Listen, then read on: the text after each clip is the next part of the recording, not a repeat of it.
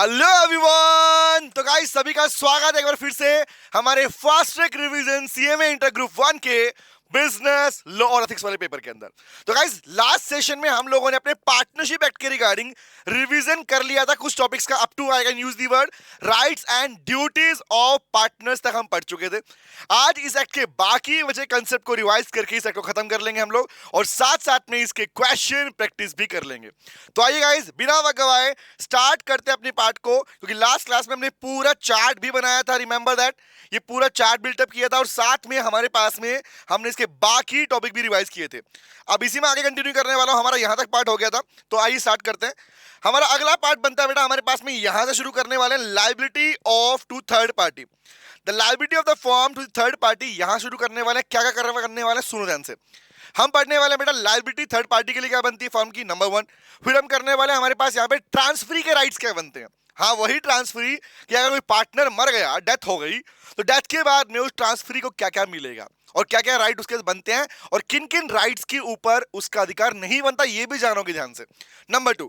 Number 3 हम पढ़ेंगे implied authority of partner, मतलब वो अथॉरिटी जो लिखी नहीं गई, बताई नहीं गई, लेकिन फिर भी अंडरस्टूड है कि उसे हर एक पार्टनर को फॉलो करना पड़ेगा। That each and every partner is bound to follow the authorities, उन्हें फॉलो करनी पड़ेंगी। तो वहां पे ब्रीच वाले क्वेश्चन टॉपिक पे क्वेश्चन आता है एग्जाम में कि बताइए भैया कि कौन कौन से टॉप प्रोविजंस ऐसे हैं, कौन कौन से केसेस ऐसे हैं जहां पर कहा जाएगा पार्टनर्स ने अपनी इम्प्लाइड पूरी नहीं करी। Number 1, number 2, number 3। फिर हम पढ़ेंगे हमारे पास में रजिस्ट्रेशन एंड नॉन रजिस्ट्रेशन, सबसे ज्यादा important non registration of form, उसके कॉन्सिक्वेंस वाला टॉपिक। ओके फिर हम लास्ट में कवर करेंगे डिसोल्यूशन ऑफ फॉर्म और उसके मोड्स, और साथ में करेंगे सेटलमेंट। तो इसके बाद में हमारा पूरा पार्ट, ये पूरा एक्ट प्रॉपर्ली हर एक कंसेप्ट रिवाइज हो चुका होगा। तो आइए गाइस स्टार्ट करते हैं। तो हमारे पास में टॉपिक स्टार्ट कर रहा हूं। हमारे पास बेटा आज वाला पार्ट हमारे पास बनता है कि लायबिलिटी टू थर्ड पार्टी। अब एक क्वेश्चन मेरा बनता है कि थर्ड पार्टी के लिए लायबिलिटी किसकी बात कर रहा है, क्या इंडिविजुअल पार्टनर की बात कर रहा है या पूरी फर्म की बात कर रहा है। दोनों बात सुनो ध्यान से बेटा। अब एक बात बताओ, नॉर्मली एक वर्ड हमने डे 1 पे सीखा था, अब सुनो ध्यान से बात को। चलो इसका भी चार्ट बनाते हैं, ठीक है। टॉपिक हेडिंग बना रहा हूं मैं, लायबिलिटी ऑफ द फर्म। ये पूरा टॉपिक क्या है, the liability of the firm. Firm की लायबिलिटी किसके लिए, to the third party, third party के लिए। तो एक क्वेश्चन यहां पर ये पूछा जाता है आपसे, जो मैं पूछना चाहता हूं ताकि तुम्हें क्लैरिटी मिले कि बेटा यहां पर इस थर्ड पार्टी का मतलब क्या है। पार्टनरशिप एक्ट में थर्ड पार्टी का मतलब क्या होता है, सोचो, थिंक अबाउट दिस। क्या ये वही मीनिंग है जो कॉन्ट्रैक्ट में पढ़ते थे? Answer is no. सुनो सुनो सुनो बेटा, पार्टनरशिप एक्ट में थर्ड पार्टी का मतलब होता है एनी पर्सन, कोई भी व्यक्ति who is not a partner. Always remember, ये डेफिनेशन में मेंशन किया गया है, who is not a partner. जो व्यक्ति पार्टनरशिप फॉर्म में पार्टनर नहीं है ना, उसे थर्ड पार्टी कहा जाता है पार्टनरशिप एक्ट के अंदर। अब इन शॉर्ट, चाहे वो कस्टमर्स हो, चाहे वो सप्लायर्स हो, चाहे वो गवर्नमेंट हो, मतलब जिससे भी डीलिंग की जा रही है, वो व्यक्ति जो पार्टनर नहीं है वो क्या कहलाएगा, वो थर्ड पार्टी कहलाता है। तो यहां पर एक बात आती है कि सोच के बताओ, अगर फर्म या उसके किसी भी पार्टनर ने, क्योंकि नॉर्मली जब फर्म वर्ड लिखा जाए फर्म का मतलब होता है all the partners, as you know this. Firm का मतलब ही क्या है, सारे के सारे पार्टनर्स को कलेक्टिवली, कलेक्टिव फॉर्म में कहा जाता है फर्म, ठीक है। इंडिविजुअली कहा जाता है पार्टनर, ऑब्वियसली बात है। अब एक क्वेश्चन आया कि यहां पर ये फर्म या किसी एक पार्टनर की लायबिलिटी क्या बनती है थर्ड पार्टी के लिए। तो कॉमन सेंस है, नंबर 1 हम बात करेंगे कॉन्ट्रेक्चुअल लायबिलिटीज की।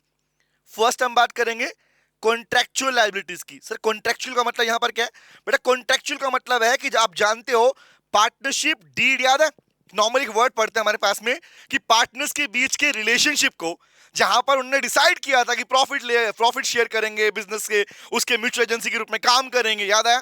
तो वो जो अग्रीमेंट है, जो कॉन्ट्रैक्ट है, उससे कुछ लीगल ऑब्लिगेशन बन के आती है, जो हमने पढ़ा भी था, duties of partner, remember.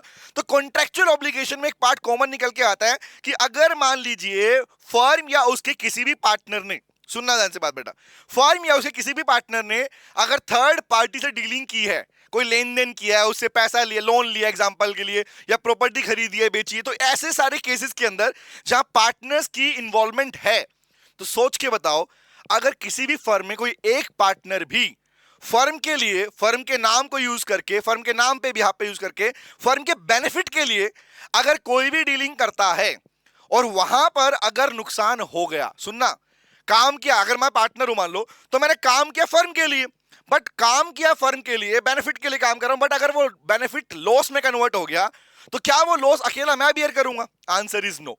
Normal cases में क्या बोलते हैं भैया, सिंपल सी बात, ये एक पार्टनरशिप फॉर्म का लीगल स्टेटस है।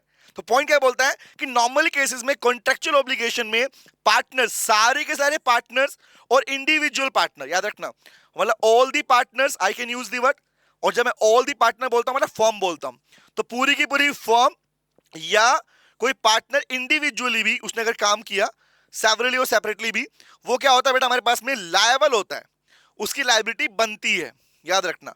क्योंकि ऑब्वियस आप जानते हो, एक वर्ड पढ़ते हैं कि लाइबल क्यों होते हैं, the reason is again here, क्योंकि यहां पर म्यूचुअल एजेंसी वाला कंसेप्ट है। पार्टनरशिप है तो आप एक दूसरे के म्यूचुअल एजेंट हो, और जब म्यूचुअल एजेंट हो तो अगर फर्म में नुकसान हुआ तो नुकसान लॉस आपको कंट्रीब्यूट करना पड़ेगा।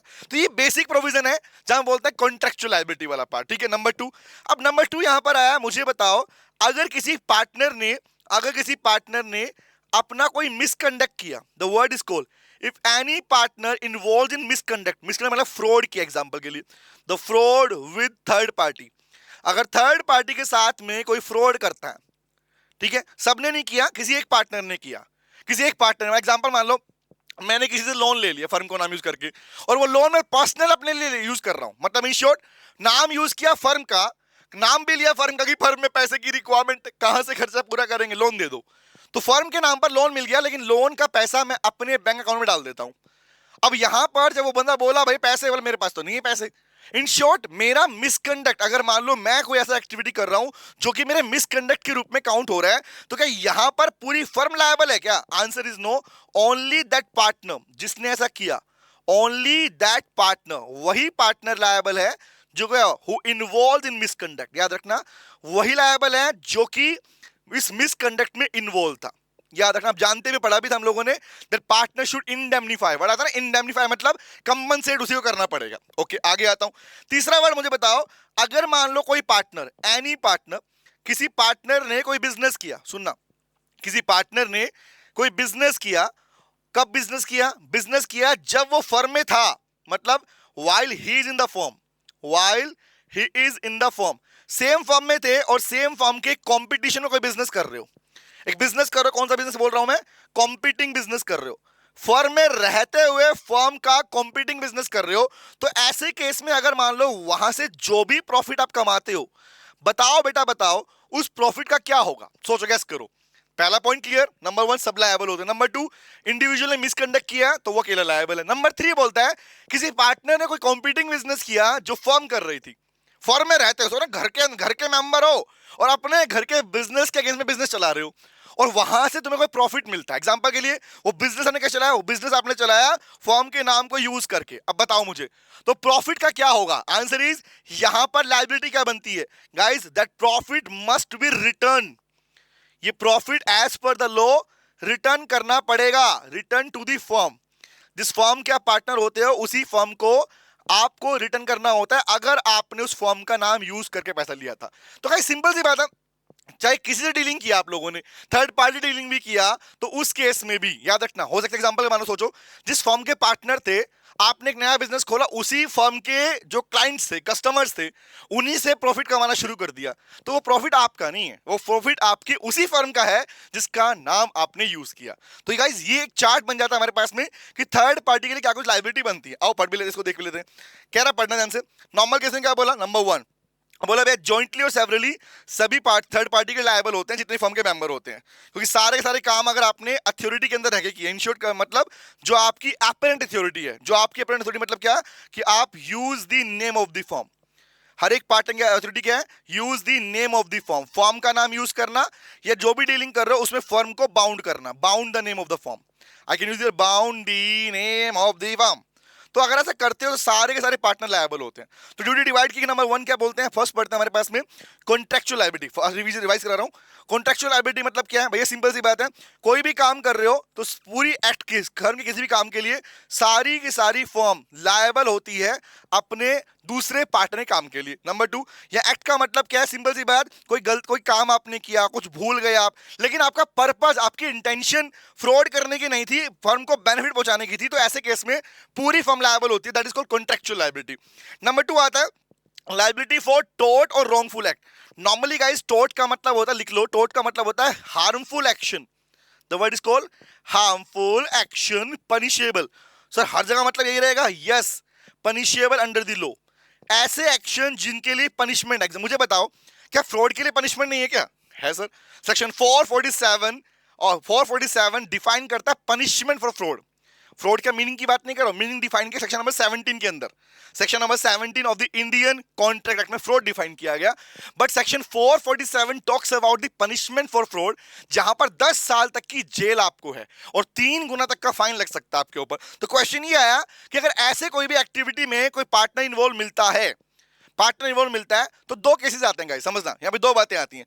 पहली बात तो ये आती है कि अगर वो काम फर्म के लिए किया गया, मतलब for the benefit of the firm, आपने ऐसा कुछ किया कि फर्म के बेनिफिट के लिए काम कर रहे थे, बट वो रॉन्गफुल एक्ट में कन्वर्ट हो गया, वो काम आपका गलत तरीके से चला गया, तो फर्म का नाम यूज अगर किया तो याद रखना ऑल दी पार्टनर, तो उस केस में सारे पार्टनर लायबल होते हैं। लेकिन अगर यही काम आपने अपने इंडिविजुअल पर्पस के लिए किया, या आई can use the word for personal gain के लिए किया, तो उस केस में फर्म लायबल नहीं होती। तो ओनली क्या होता है उस केस में? ओनली दैट पार्टनर जिसने वो फ्रॉड किया, मिसकंडक्ट किया, वो लायबल होता है। तो याद रखना, टोर्ट या मिसकंडक्ट वाले पार्ट में सब लायबल कब होंगे? अगर फर्म के लिए काम किया था, गलती हो गई, कोई नुकसान हो गया थर्ड पार्टी को, तो वहां पे लायबिलिटी किसकी होगी? सबकी होगी। बट अगर इंडिविजुअल के लिए किया तो मिसकंडक्ट काउंट होगा। कब बोल रहा है? पढ़ना, लाइन पढ़ना, लाइन क्या कर रहा है? पढ़ना, कह रहे firm is liable for the loss or injury caused to third party by wrongful act of a partner। But कब वो काम कब किए गए? अगर इन दी ऑर्डिनरी कोर्स ऑफ बिजनेस, मतलब होता है भैया बिजनेस के अंदर रह के बिजनेस के काम में आपने वो एक्टिविटीज लिए या आपने स्टेप लिए। नंबर 2, आपके पास अथॉरिटी भी थी उन कामों करने के लिए, तो ऐसे केस में लायबिलिटी किसकी है? सारे पार्टनर की लायबिलिटी, फर्म की लायबिलिटी बनती है। बट यहीं पर मैंने एक ऑथर नोट भी दिया नीचे, इसके अंदर देख पा रहे हैं, ये ऑथर नोट मैंने मेंशन किया, अगर ये काम किया गया था बाकी पार्टनर्स को नहीं पता था, आप पर्सनल गेनिंग के लिए करें, तो उस केस में इंडिविजुअल लायबिलिटी बनती है। That means you are not having the apparent authority. लिखा भी पॉइंट है, पढ़ना, लिखा हुआ पॉइंट, जहां पर one partner is not with in the scope of apparent authority, जहां पर अथॉरिटी नहीं थी आपके पास में, आपको वहां पर पर्सनली लायबल होना पड़ेगा। Is it clear? तो ये बनता है लायबिलिटी नंबर 2। मिसकंडक्ट के लिए भी आप पर्सनल लायबल हो और फर्म भी लायबल होगी, कब होगी ध्यान रखना। ओके, आगे आता हूं।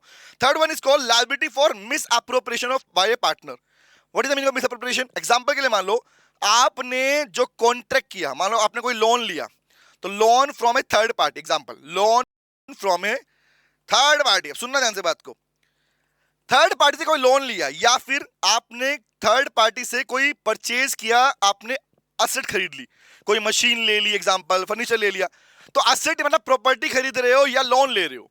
अब यहां पे दो बातें हैं, अगर वो प्रॉपर्टी या वो लोन आपने फर्म के लिए लिया, सब पार्टनर को पता था कि फर्म में पैसा चाहिए था, तो भैया लायबिलिटी किसकी है? पूरी फर्म की है। बट अगर वो पार्ट में बोलूं कि यहां पर थर्ड पार्टी से आपने क्या किया? अपने बेनिफिट के लिए लिया, तो अगेन जहां जहां अपने बेनिफिट के लिए काम किया और नाम यूज किया फर्म का, ऑलवेज रिमेंबर वहां पर अकेला वो पार्टनर इंडेमनीफाई करेगा, पूरी फर्म इंडेमनीफाई नहीं करती है बेटा। ठीक है, तो ये टॉपिक हमारा किसका था? ये 3 पार्ट में पढ़ने को मिलता है, दैट इज कॉल्ड, क्या बोलते हैं? Liability to the third party. Guys, जो मैंने यहाँ पे अपने बुक में लिखा हुआ है पूरे पार्ट में, यही पार्ट मैंने आपको चार्ट के थ्रू बता दिया, 1 2 3 वाला पार्ट। डन है? आगे आता हूँ। The next topic is rights of transferee। ये टॉपिक पे लिख लेना है, इट इज इंपॉर्टेंट वन। मैं इसको वेरी इंपॉर्टेंट नहीं बोलूंगा, I am using the word important है गाइस, समझना। तो ट्रांसफरी के राइट के बारे में तो हमने लास्ट सेशन में भी बात किया था, याद करो कि ट्रांसफरी कौन? भाई सिंपल सी बात, अगर रिटायरमेंट ले रहे थे, तो रिटायरमेंट के बाद आप जा रहे हो, तो आप कौन हो? आप ट्रांसफरी हो, आप पार्टनर थोड़ी रह जाओगे आप। रिमेंबर, रिटायरिंग पार्टनर चला गया तो जाने के बाद मिल रहा है, लेकिन यहाँ पे मेनली ट्रांसफरी वर्ड किसके लिए यूज किया गया? ये यूज किया गया बेटा डेथ वाले केस में।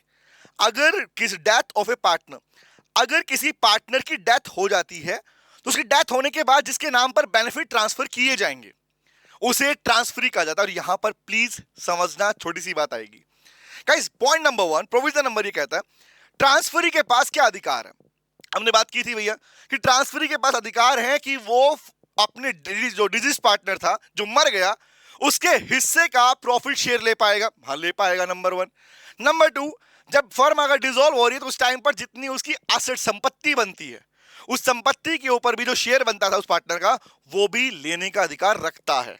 लेकिन मेरा क्वेश्चन ये बनता है, क्या कोई ट्रांसफरी के पास ये अधिकार है क्या? क्या किसी ट्रांसफरी के पास ये अधिकार है क्या कि वो फर्म के बिजनेस में इंटरफेयर करे, या एग्जांपल के लिए उनको बुक ऑफ अकाउंट चेक करने के लिए बोले, या उन्होंने जो अकाउंट बना के दिया उसको चैलेंज करने की कोशिश करे? Answer is no. ये अधिकार ट्रांसफरी को दिए नहीं जाते। क्यों? सुन लो ध्यान से बात, क्यों नहीं मिलते? क्योंकि लोग कहता है भैया transferee is not a partner.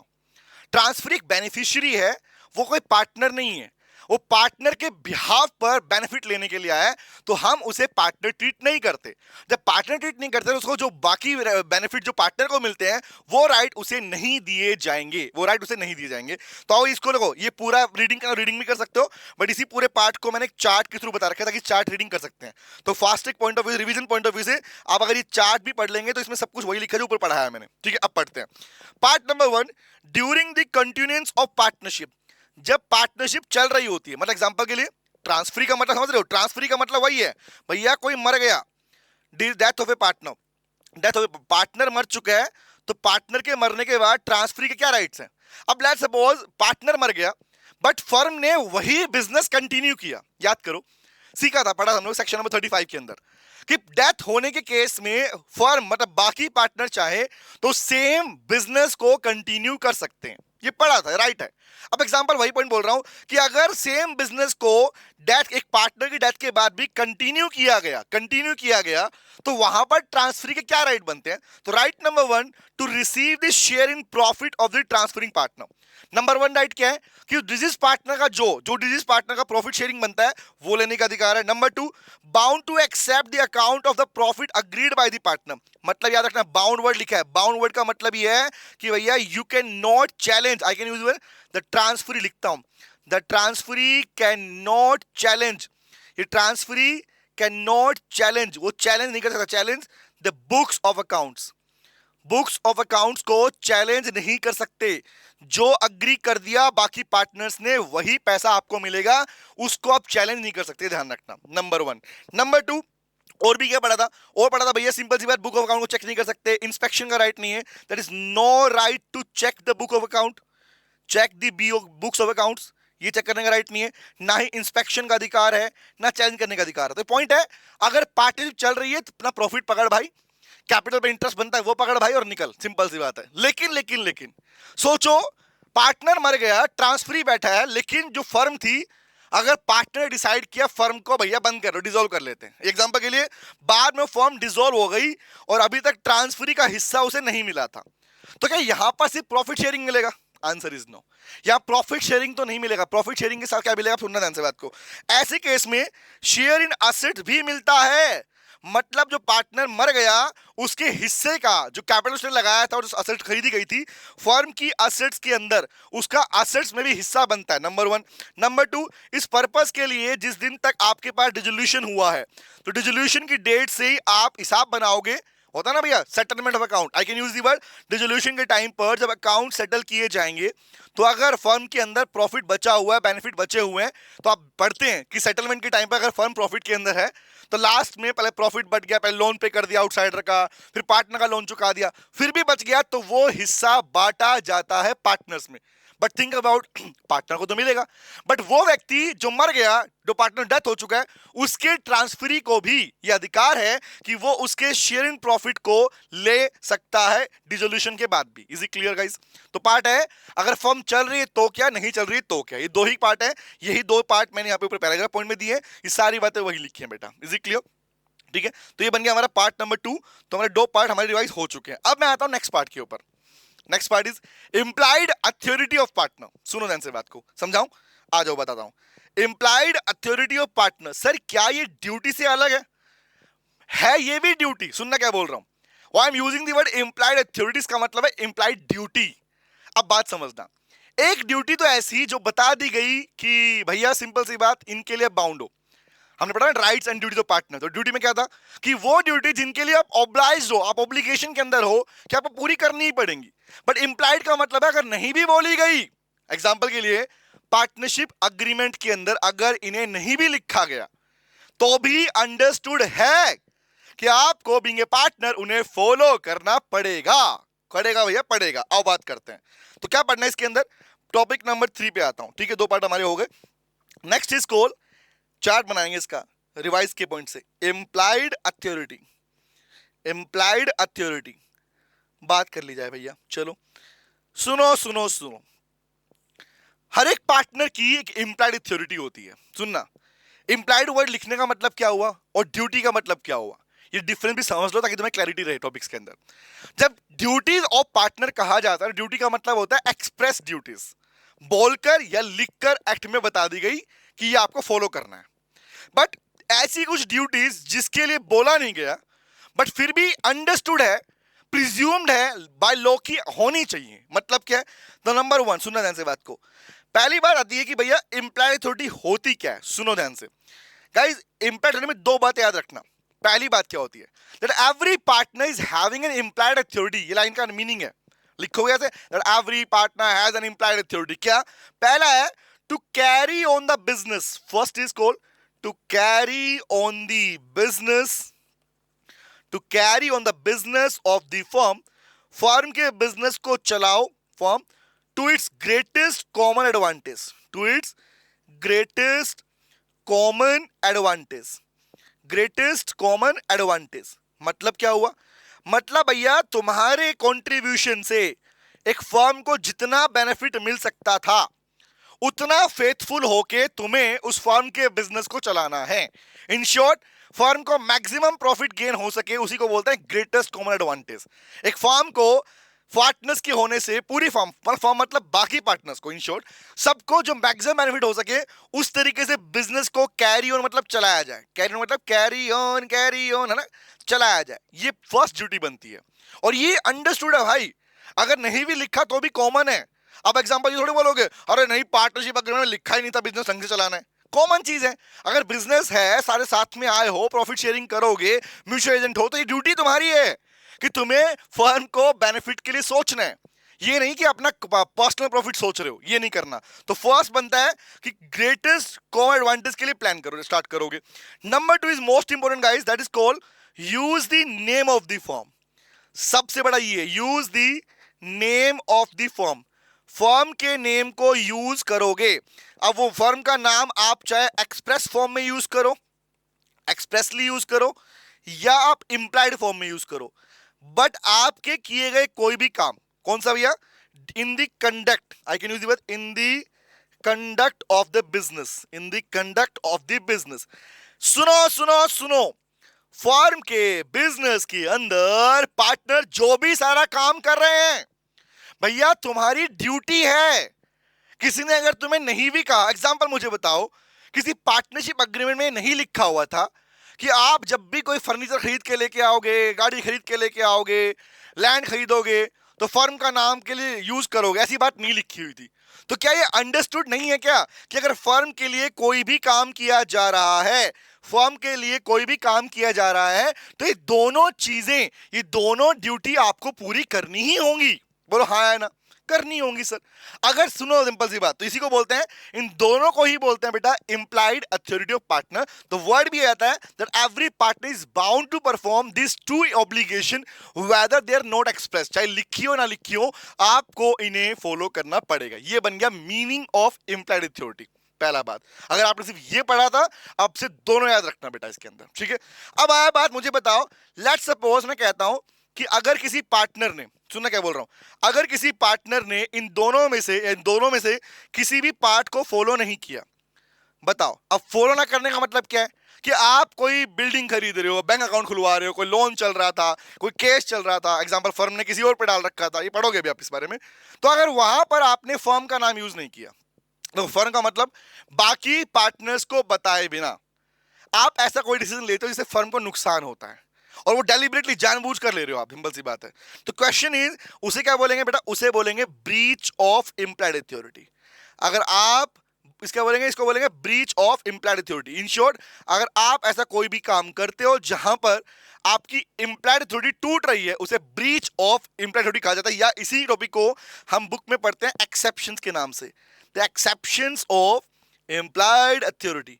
इसी टॉपिक को एक्सेप्शन या ब्रीच ऑफ इंप्लाइड अथॉरिटी के नाम से पढ़ा जाता है। क्लियर है गाइस? तो मीनिंग क्लियर हुआ किसको बोलते हैं। अब बात करते हैं इसके प्रोविजन के बारे में कि कौन कौन से पार्ट हैं जो कि इंप्लाइड अथॉरिटी के ब्रीच के प्रोविजन कहलाएंगे, ब्रीच के प्रोविजन कहलाएंगे। आओ थोड़ा सुन लो, पहले इस चार्ट में तो पूरा रिवाइज करा दूंगा पूरे पार्ट को, ठीक है। आओ बात करते हैं। पहला सुनाओ, नंबर 1, गाइज मैं क्वेश्चन पूछूंगा आप अपने आप से, ठीक है, और अज्यूम करना इसका आंसर क्या होगा, ठीक है, अज्यूम करना है वीडियो देख के इस टाइम पे।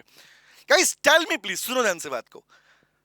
अगर मैं एक पार्टनर हूं, मान लो एग्जांपल हम सब पार्टनर हैं, ठीक है, बट मैं एक पार्टनर तुम में से, हम सब में से मैं अकेला एक पार्टनर जिसका दिमाग है ना टेढ़ा चलता है, ठीक है, टेढ़ा मतलब, अब सुनो टेढ़ा दिमाग क्या है मेरा। तुमने मुझे कुछ अधिकार दिए थे कि काम करो भैया, फर्म का अकाउंट्स वाला हिसाब तुम संभाल लो, मतलब ओके भैया संभाल लूंगा। अब क्या किया तुमने, कहा था फर्म का बैंक अकाउंट ओपन करवाना है। अब मैंने अकाउंट तो ओपन करवाया बट अकाउंट में सिर्फ अपना नाम लिखवाया। तो क्वेश्चन इज गाइस कि पूरा पैसा मेरे अकाउंट में पहुंचेगा, काम सब करेंगे, सिंपल सी बात। तो question is open A bank account, I can use the word open A bank account. एक बैंक अकाउंट खुलवा रहा हूं इन हिज ओन नेम। अगर कोई पार्टनर अपने नाम से बैंक अकाउंट खुलवाता है, वो भी किसमें, बिहाफ ऑफ द फर्म, मतलब फर्म के बिहाफ पर। अकाउंट बिजनेस फर्म का बट अकाउंट मेरा। तो guys can you please tell me, क्या ये भी ब्रीच कहलाएगा, हाँ या ना? Obvious yes sir. कि अपने नाम से कोई पार्टनर अगर अकाउंट खुलवाता है वो भी फर्म के बिहाफ पर, always remember it is termed as breach of implied authority, number 1।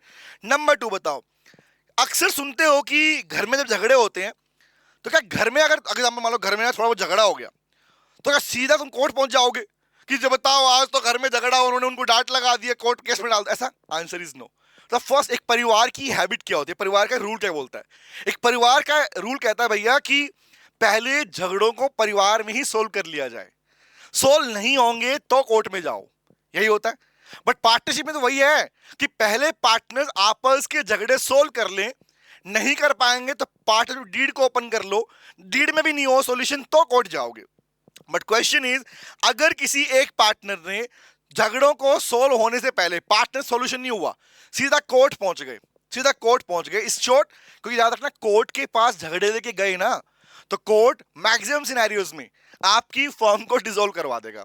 हम पढ़ेंगे डिसोल्यूशन भाई कोर्ट के अंदर, कोर्ट को कोई भी आधार नहीं चाहिए, कोर्ट किसी भी बेसिस के ऊपर एक पार्टनरशिप फर्म को डिसॉल्व कर सकता है, ये बात ध्यान रखना। तो बताओ बेटा, submit the dispute, I can use the word submit the dispute.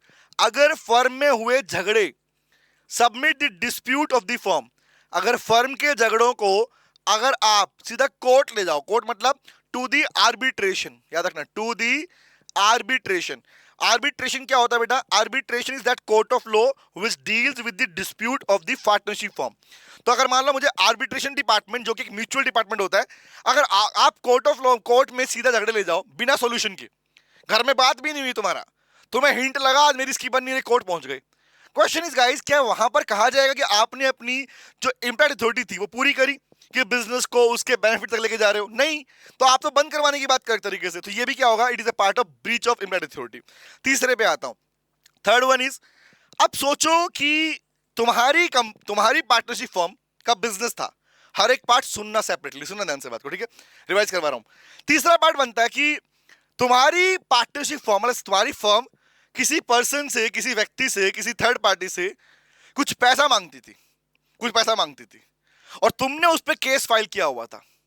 Now please tell मी, तुम अकेले जाके, तुमने बाकी किसी को बताया भी नहीं, तुमने अकेले जाके सबके बिहाफ पर, कि हाँ जी हाँ मैंने बात तो नहीं की, लेकिन सबके बिहाफ पर अगर तुम वहां पर कोई भी क्लेम जो पैसा मांगने वाले थे, फर्म मांगती थी पैसा, उसको सरेंडर कर देते हो, मतलब कि हमें नहीं चाहिए पैसा, छोड़ दो, या विड्रॉ कर लेते हो, या फिर आई कैन यूज द वर्ड, तुमने वो पैसे की पेमेंट मांगनी नहीं, पूरी फर्म मांगना चाह रही है बट तुम कह रहे हो हमें नहीं चाहिए, और ये एक्सेप्ट हो गया। तो क्वेश्चन इज, फर्म के बिहाफ पर कोई पार्टनर ऐसा काम करे जहां पूरी फर्म को नुकसान हो रहा है, तो आई कैन यूज द वर्ड, एक वर्ड मिलता है आपको रेलिंक्विश, एक वर्ड देखोगे ना, रेलिंक्विश का मीनिंग होता है बेटा सरेंडर करना, लिख लो इस बात का मतलब, बुक में लिखा होगा रेलिंक्विश, इसमें सरेंडर करना। सरेंडर एनी क्लेम, आप किसी भी क्लेम को सरेंडर या विड्रॉ करते हो, सरेंडर या विड्रॉ कर लेते हो, विड्रॉ एनी क्लेम, कौन सा? अगेंस्ट द थर्ड पार्टी, जो फर्म का थर्ड पार्टी से मांगना बनता था, फर्म ने थर्ड पार्टी पे कोई क्लेम डाला हुआ था, बट तुमने जाके अकेले, है ना, चौधरी बन गए, हाँ हम हैं, तुमने अकेले ने जाके अगर वो क्लेम क्या कर लिया, विड्रॉ कर लिया, सरेंडर कर दिया, कि सरेंडर मतलब हमें नहीं चाहिए, माफ करो, छोड़ दो, जाने दो इसको, तो ऐसे केस में क्या बोलोगे, क्या कहोगे कि हो बीइंग ए पार्टनर अच्छा काम किया? नहीं, तुमने बाकी पार्टनर्स का भी नुकसान कराया, ठीक है। तीसरे पे आता हूं, फोर्थ बताओ मुझे, फोर्थ बताना, आई can use the word withdraw any shoot, यहां लिखता हूं वर्ड में, विड्रॉल ऑफ शूट, शूट मतलब केस, एक ऐसा केस तुमने विड्रॉ कर लिया जो कि फाइल किया था तुम्हारी फर्म ने, filed by the firm, filed by the firm against third party, किसी थर्ड पार्टी के ऊपर तुम्हारी पूरी फर्म ने केस डाल रखा था, बड़ी मुश्किलों से कोर्ट के चक्कर लगा लगा के, है ना, अब जाके केस तुम्हारे हाथ में आया था और तुम्हारी फर्म ने कोई केस डाल रखा था किसी थर्ड पार्टी पे, बट तुम तो इतने समझदार हो, तुमने वो केस ही वापस ले लिया जाके सबके भी आप पर कि जी नहीं माफ कर दो इसको, जाना दो, केस से छोड़ दो इसको, ऐसा नहीं। पॉइंट इज, ऐसे केस में क्या बोलोगे, सिंपल अगेन कि आपने अपनी इम्प्लाइड अथॉरिटी पूरी नहीं करी। और सुनो अगला पार्ट, ये सारी बातें हैं, अब चेक करना, ये सारे वो चीजें जहां पर फर्म को नुकसान हो रहा है भाई, सिंपल सी बात है, फर्म को बेनिफिट नहीं हो रहा, ठीक है। आगे आता हूं, अब मुझे बताओ फिफ्थ पार्ट पूछता हूं, can you please tell me guys, सोचो ध्यान से, एग्जांपल के लिए admit the liability, admit the liability, ऐसा कोई केस जो कि कोर्ट में आपकी फर्म पे चल रहा था, सुनना, तो वहां पर आपने लायबिलिटी एक्सेप्ट कर लिया, admit the liability in A shoot, in A shoot, कौन सा case, shoot which is filed against the firm, filed against the firm, आपकी फर्म के अगेंस्ट में कोई केस चल रहा था, अब फर्म के अगेंस्ट बोल रहा हूं, मतलब किसी थर्ड पार्टी ने आपकी फर्म पे केस डाल रखा था और तुम जाके बोलते हो हमारी गलती है, हमारी गलती है, नलायक को, सोचो ध्यान, थिंक अबाउट दिस। तो ऐसे केस में क्या बोलो, नलायक, वो पार्टनर तो बेवकूफ निकला, पॉइंट इज उसने तुम्हारा भी तो नाश कर दिया। कोई सिंपल सी बात है ना, पार्टनर्स म्यूचुअल एजेंट होते हैं और कोर्ट कहता है भैया म्यूचुअल एजेंट का मतलब एक दूसरे के बिहाफ पर काम कर सकते हैं, तो अगर कोई व्यक्ति कर रहा है तो एडमिटेबल है, काम तो माना जाएगा कि एडमिट कर ली तो एडमिट हो गया कि फर्म के बिहाफ पर कर ली, बट पॉइंट इज क्या उसने फर्म के बारे में सोचा, क्या उसने फर्म की जो इम्प्लाइड अथॉरिटी उसको फुलफिल किया, नहीं किया। क्लियर, आगे आता हूं, फिफ्थ के 6 पूछता हूं, ठीक है, ये हो गया, चलो 6 पे आता हूं। अगला बताओ मेरे को, चलो अभी कहा चल रहे हैं, बिल्कुल खत्म नहीं हुए। 6 प्रोविजन बताइए बेटा मुझे। 6 प्रोविजन इज, सोचो अगर फर्म की कोई प्रॉपर्टी थी, संपत्ति, एग्जांपल कोई लैंड है, कोई बिल्डिंग है, फर्म की है, और तुमने बाकी किसी पार्टनर से डिस्कस किए बिना, बाकी किसी पार्टनर शेयर किए बिना तुमने फर्म की कोई प्रॉपर्टी बेच दी और बेच के पैसा अपने पास ले लिया, अब बताओ क्या होगा, तब भी क्या होगा sir, again breach of implied authority. Word लिखेंगे, क्या बोलेंगे sir, I can use the word transfer, transfer मतलब बोलता है सेल को बोलते हैं बेटा, सेल ऑफ प्रॉपर्टी, तो transfer of property, transfer of property किसकी, आपके किसी यहाँ पे property on behalf of the firm, firm के बिहाफ पर, फर्म नहीं कैरी कर दो लेकिन आपने किसी पूछा ही नहीं, बिहाफ ऑफ द फर्म, और पैसा कहां रख लिया, पैसा आपकी पॉकेट में आ गया, तो ये भी क्या आएगा, again it is a part of breach of implied authority guys, ठीक है। आगे आता हूं, अब बताओ फर्म ने कुछ आपको परमिशन नहीं दिया, बट क्या फर्म के नाम पर अपनी मर्जी से अपने लिए सुन रो, अपने पर्सनल के लिए, पैसा फर्म का बट प्रॉपर्टी तुम्हारी, सुनना, पैसा फर्म का बट प्रॉपर्टी तुम्हारी, क्या अगर तुम ऐसा करते हो, इसको बोलते हैं एक्वाजिशन, क्या बोलते हैं, एक्वायर, एक्वायर मतलब परचेज करना, ट्रांसफर मतलब सेल बोलते हैं, ट्रांसफर मतलब सेल, एक्वायर मतलब परचेज करना, तो एक्वायर मतलब आई can use the word purchase कर लिया, तो purchase of any property, acquire of property, property को एक्वायर कर लिया इन हिज ओन नेम, अपने पर्सनल नेम पे, अपने पर्सनल नेम पे, बट पैसा किसका, फर्म का। अब बताओ भाई लोगों, again breach of implied authority, ठीक है। आगे आता हूं, नेक्स्ट वन इज, और सुनो एक और सुनते हैं, लास्ट और सुनते हैं, 9th इज, क्योंकि आना होगा आपको, ये सारे पार्ट लिखने होते हैं, सारे पार्ट यही पार्ट नहीं होते, अब ऑलरेडी पढ़ा चुका हूं पूरे पार्ट के अंदर, अभी रिवाइज करवा रहा हूं, ठीक है। अब सुनो अगला पार्ट बताता हूं, नेक्स्ट बताओ मुझे बेटा, क्या ऑलरेडी तुम एक पार्टनरशिप फर्म के अंदर हो, सुनना, ऑलरेडी मैं तुम्हारी पार्टनरशिप फर्म का पार्टनर हूं, ठीक है, और मैं तुमसे बिना डिस्कस किए किसी दूसरी पार्टनरशिप फर्म के अंदर पार्टनर बनना रहा हूं, मैं कह रहा हूं हमारी पार्टनरशिप फर्म के सारे पार्टनर तैयार है आपके पार्टनर बनने के लिए, भैया बताना मुझे अलाउड है क्या, नो, तो क्या बोलेंगे सर, लिखो, क्या बोलेंगे, agreement with other partnership, agreement to become a partner, agreement to become a partner in other partnership, in other partnership form, किसी दूसरी पार्टनरशिप फॉर्म में आप एग्रीमेंट करके आ गए कि हाँ जी हम तो वहां पार्टनर बनेंगे, बट आपने अपने बाकी पार्टनर से डिस्कस भी नहीं किया। ये सारे केस कौन से पता है, ये सारे केस वो हैं जहां पर एक पार्टनर डिस्कस कर ही नहीं रहा, पूछ नहीं रहा किसी से, भाई अपनी मर्जी चला रहा है, मैं ही हूं जिंदाबाद, है ना, सिंपल सी बात है।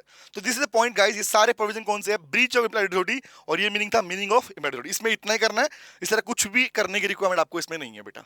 आओ दिखा दो भी कहां लिखा हुआ है, ये सेम पॉइंट यहां लिखा हुआ, पढ़ना, if you want to take a screenshot you can take a screenshot guys, ठीक है।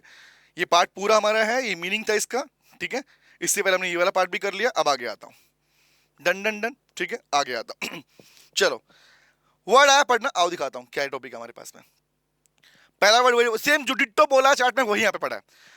पार्टनर अपने पार्टनर फर्म के बिहाफ पर कोई भी काम करता है, फर्म पूरी बाउंड होती है, पढ़ चुकी हो, ध्यान रखना, ठीक है।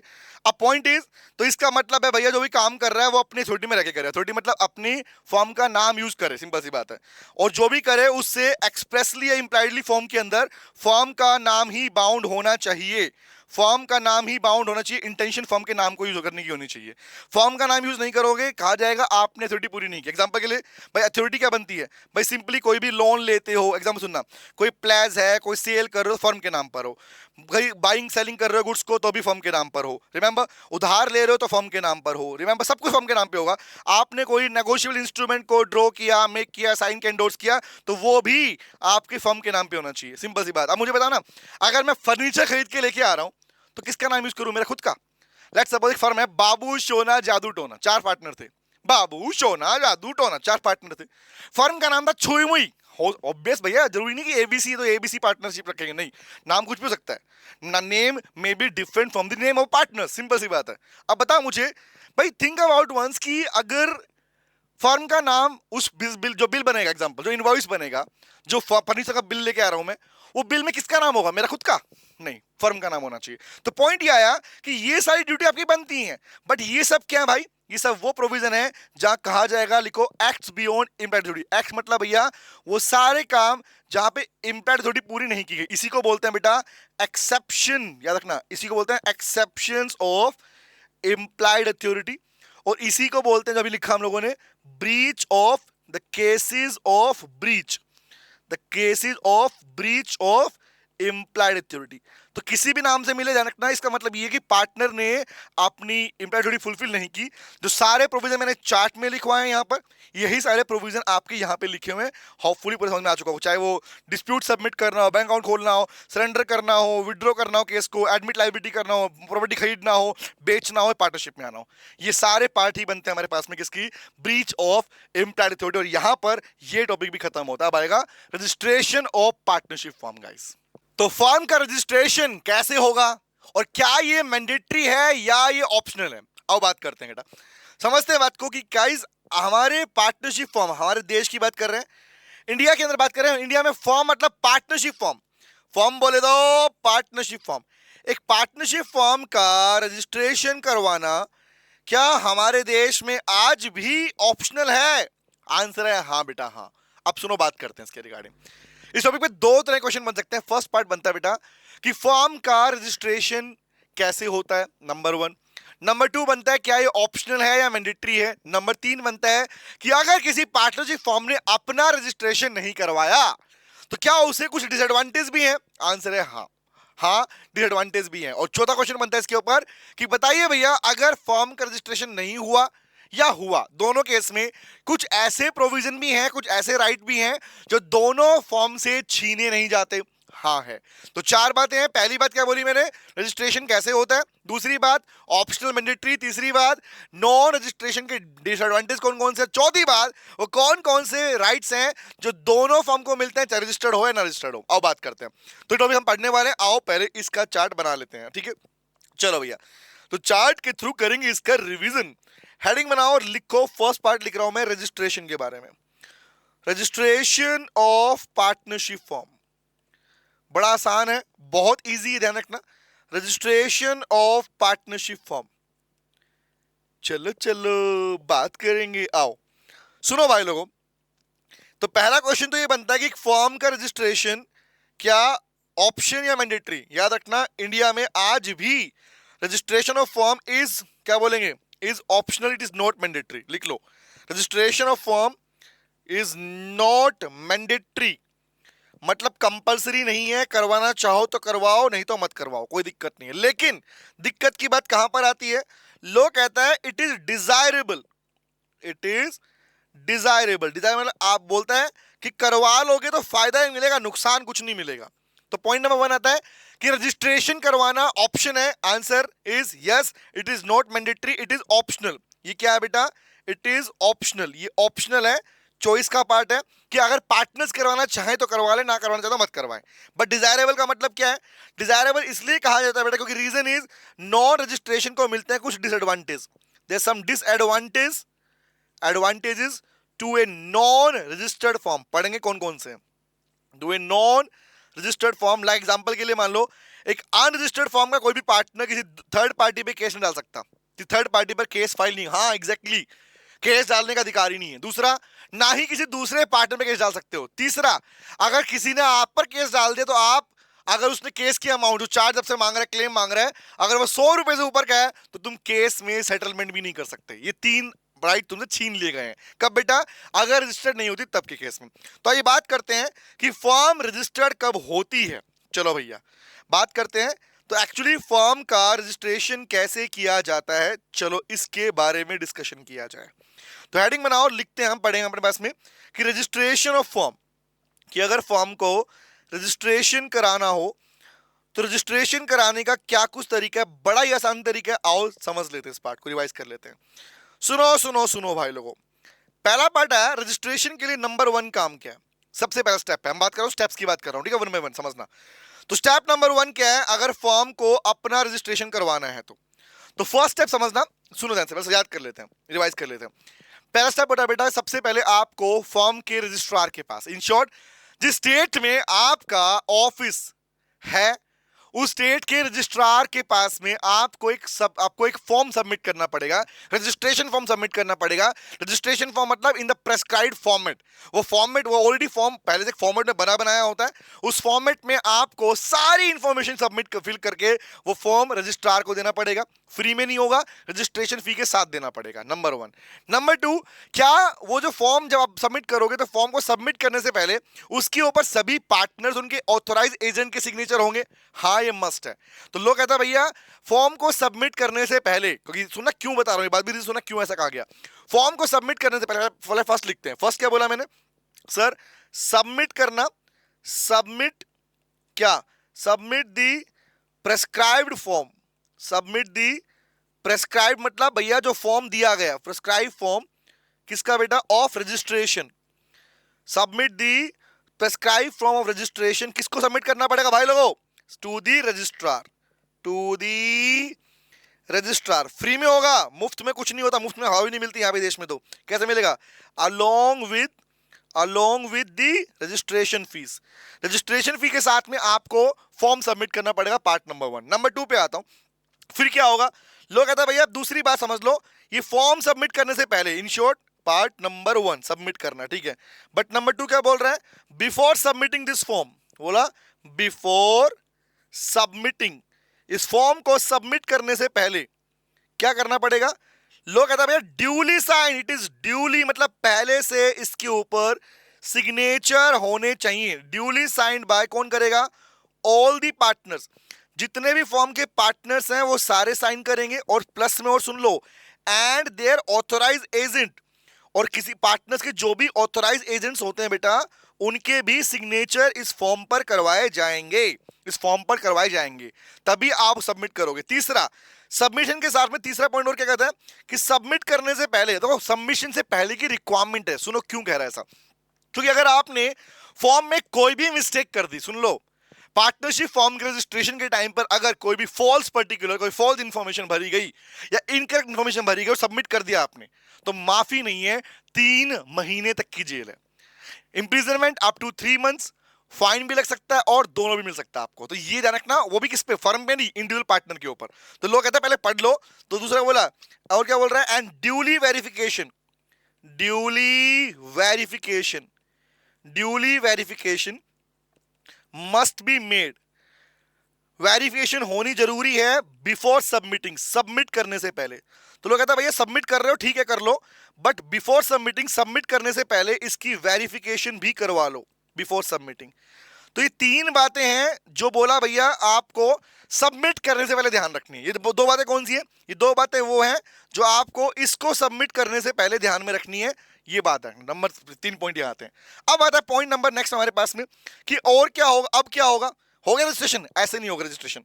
अब जब फॉर्म सबमिट कर दोगे तो after submitting the form, fourth is after submitting the form, form submit कर देते हो, तो अब रजिस्ट्रार उस सारी इंफॉर्मेशन को, उस फॉर्म को चेक करेगा, वो भी अपनी साइड से वेरीफाई करेगा, और जब वेरीफाई करने के बाद में वो सेटिस्फाई हो जाएगा, मतलब I use the word after being satisfied, after being satisfied, after being satisfied by the information provided by the partners, क्या करेगा रजिस्ट्रार, क्या करेगा registrar shall record, registrar shall record, shall record the entry, the entry of the name, entry of the name of the form, entry of the name of the form। याद रखना, जब registrar satisfy हो जाता है तब वो जाके आपके आपके फॉर्म के नाम की रजिस्ट्रेशन की एंट्री अपने रजिस्टर में डाल देता है। मतलब in short recording the entry, या एंट्री बोल सकता हूं इसको, मतलब क्या एंट्री कहां पे करेगा, इन दी, कहां पे करेगा, in the register of the form, in the register, वो रजिस्टर जो फॉर्म का है, मतलब उस स्टेट के अंदर जितनी सारी, सुन लो ध्यान से, उस स्टेट के अंदर जितनी सारी फॉर्म्स हैं जहां पर उनका नाम रजिस्टर्ड है, वहां पर वो आपके नाम की एंट्री का रिकॉर्ड मेंशन कर देगा, रिकॉर्ड मेंशन कर देगा। तो सेटिस्फाई होने के बाद रिकॉर्ड मेंशन करेगा, और रिकॉर्ड होने के बाद क्या होगा, बस भैया हो गया रजिस्ट्रेशन। रिकॉर्ड करने के बाद में द रजिस्ट्रार क्या करेगा, registrar shall issue, registrar issue a certificate of incorporation, वो आपके नाम पर दे देगा आपको एक प्यारा प्यारा सर्टिफिकेशन ऑफ इनकॉर्पोरेशन।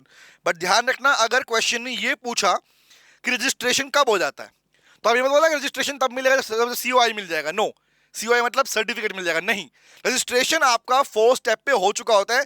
जैसे ही एंट्री रिकॉर्ड की जाती है, जैसे ही एंट्री रिकॉर्ड की जाती है, फॉर्म का रजिस्ट्रेशन कंप्लीट हो जाता है। बस ध्यान रखना बेटा, डन है। तो यही बातें हैं जो आपको याद रखनी होगी रजिस्ट्रेशन के रिगार्डिंग। खत्म हो गया पार्ट, आ गया हूं। अब मेरा क्वेश्चन और आया, let's suppose if you want to take a screenshot you can take that बेटा, ठीक है, आगे बढ़ूं। अब अगला पार्ट ये आया कि बताओ अगर सर आपने जो इन्फॉर्मेशन सबमिट की, जो प्रेस्क्राइब फॉर्म सबमिट किया, अगर किसी पार्टनर से गलती हो गई तो मैंने बोल दिया क्या होगा फिर, तो में क्या है, लिखो, यहां पे लिखता हूं एक छोटा सा नोट, ताकि हमारा रिवीजन पार्ट में भी पॉइंट क्लियर हो हमारे पास में।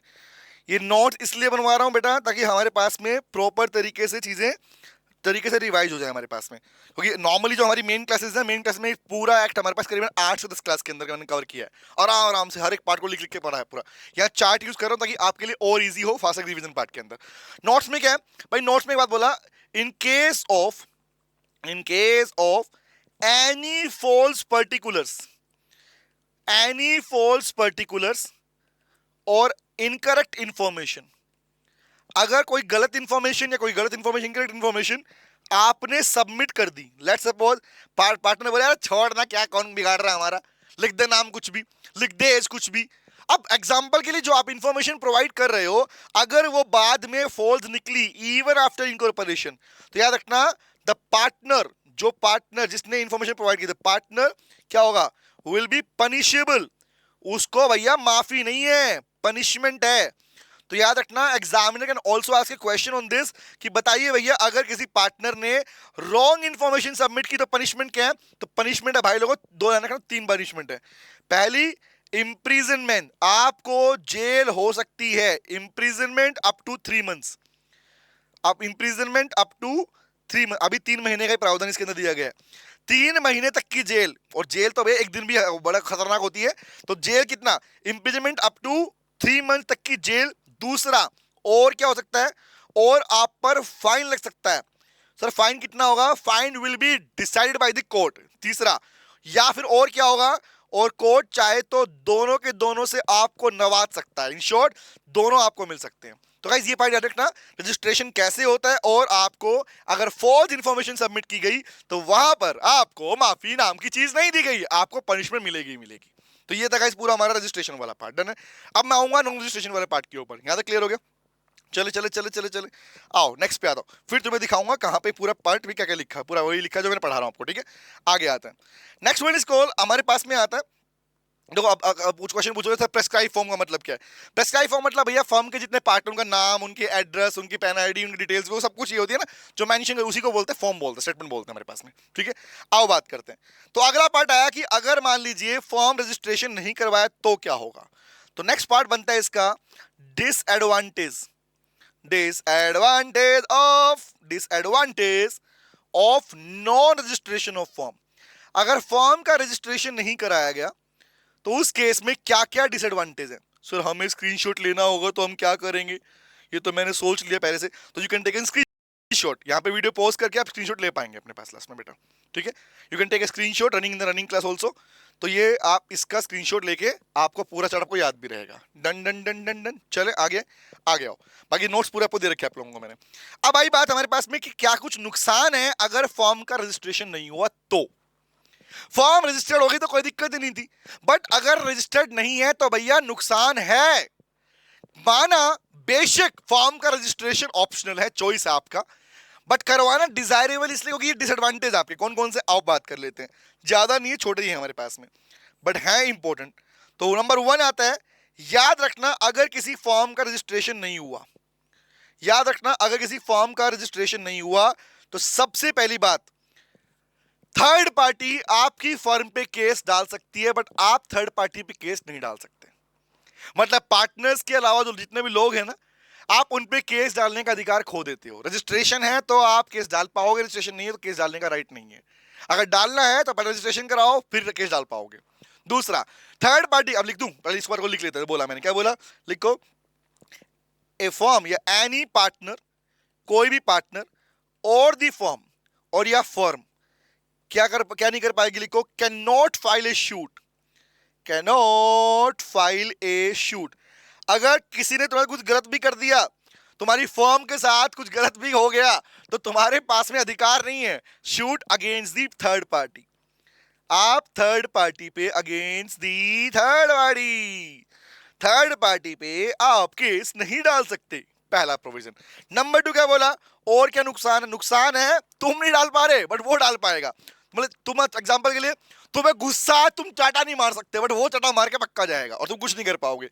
नंबर 2 इज कॉल, लिखो, third party, but the third party can file a shoot, the third party can file a shoot, वो केस डाल सकती है, file a suit against any partner, पूरी फर्म पे भी डाल सकती है, against shoot against the partner, against the partner, किसी भी पार्टनर पर या फर्म पे केस डालने का अधिकार उसके पास, तो लो ने उसको दिया है, ये अधिकार उसके पास में है गाइस।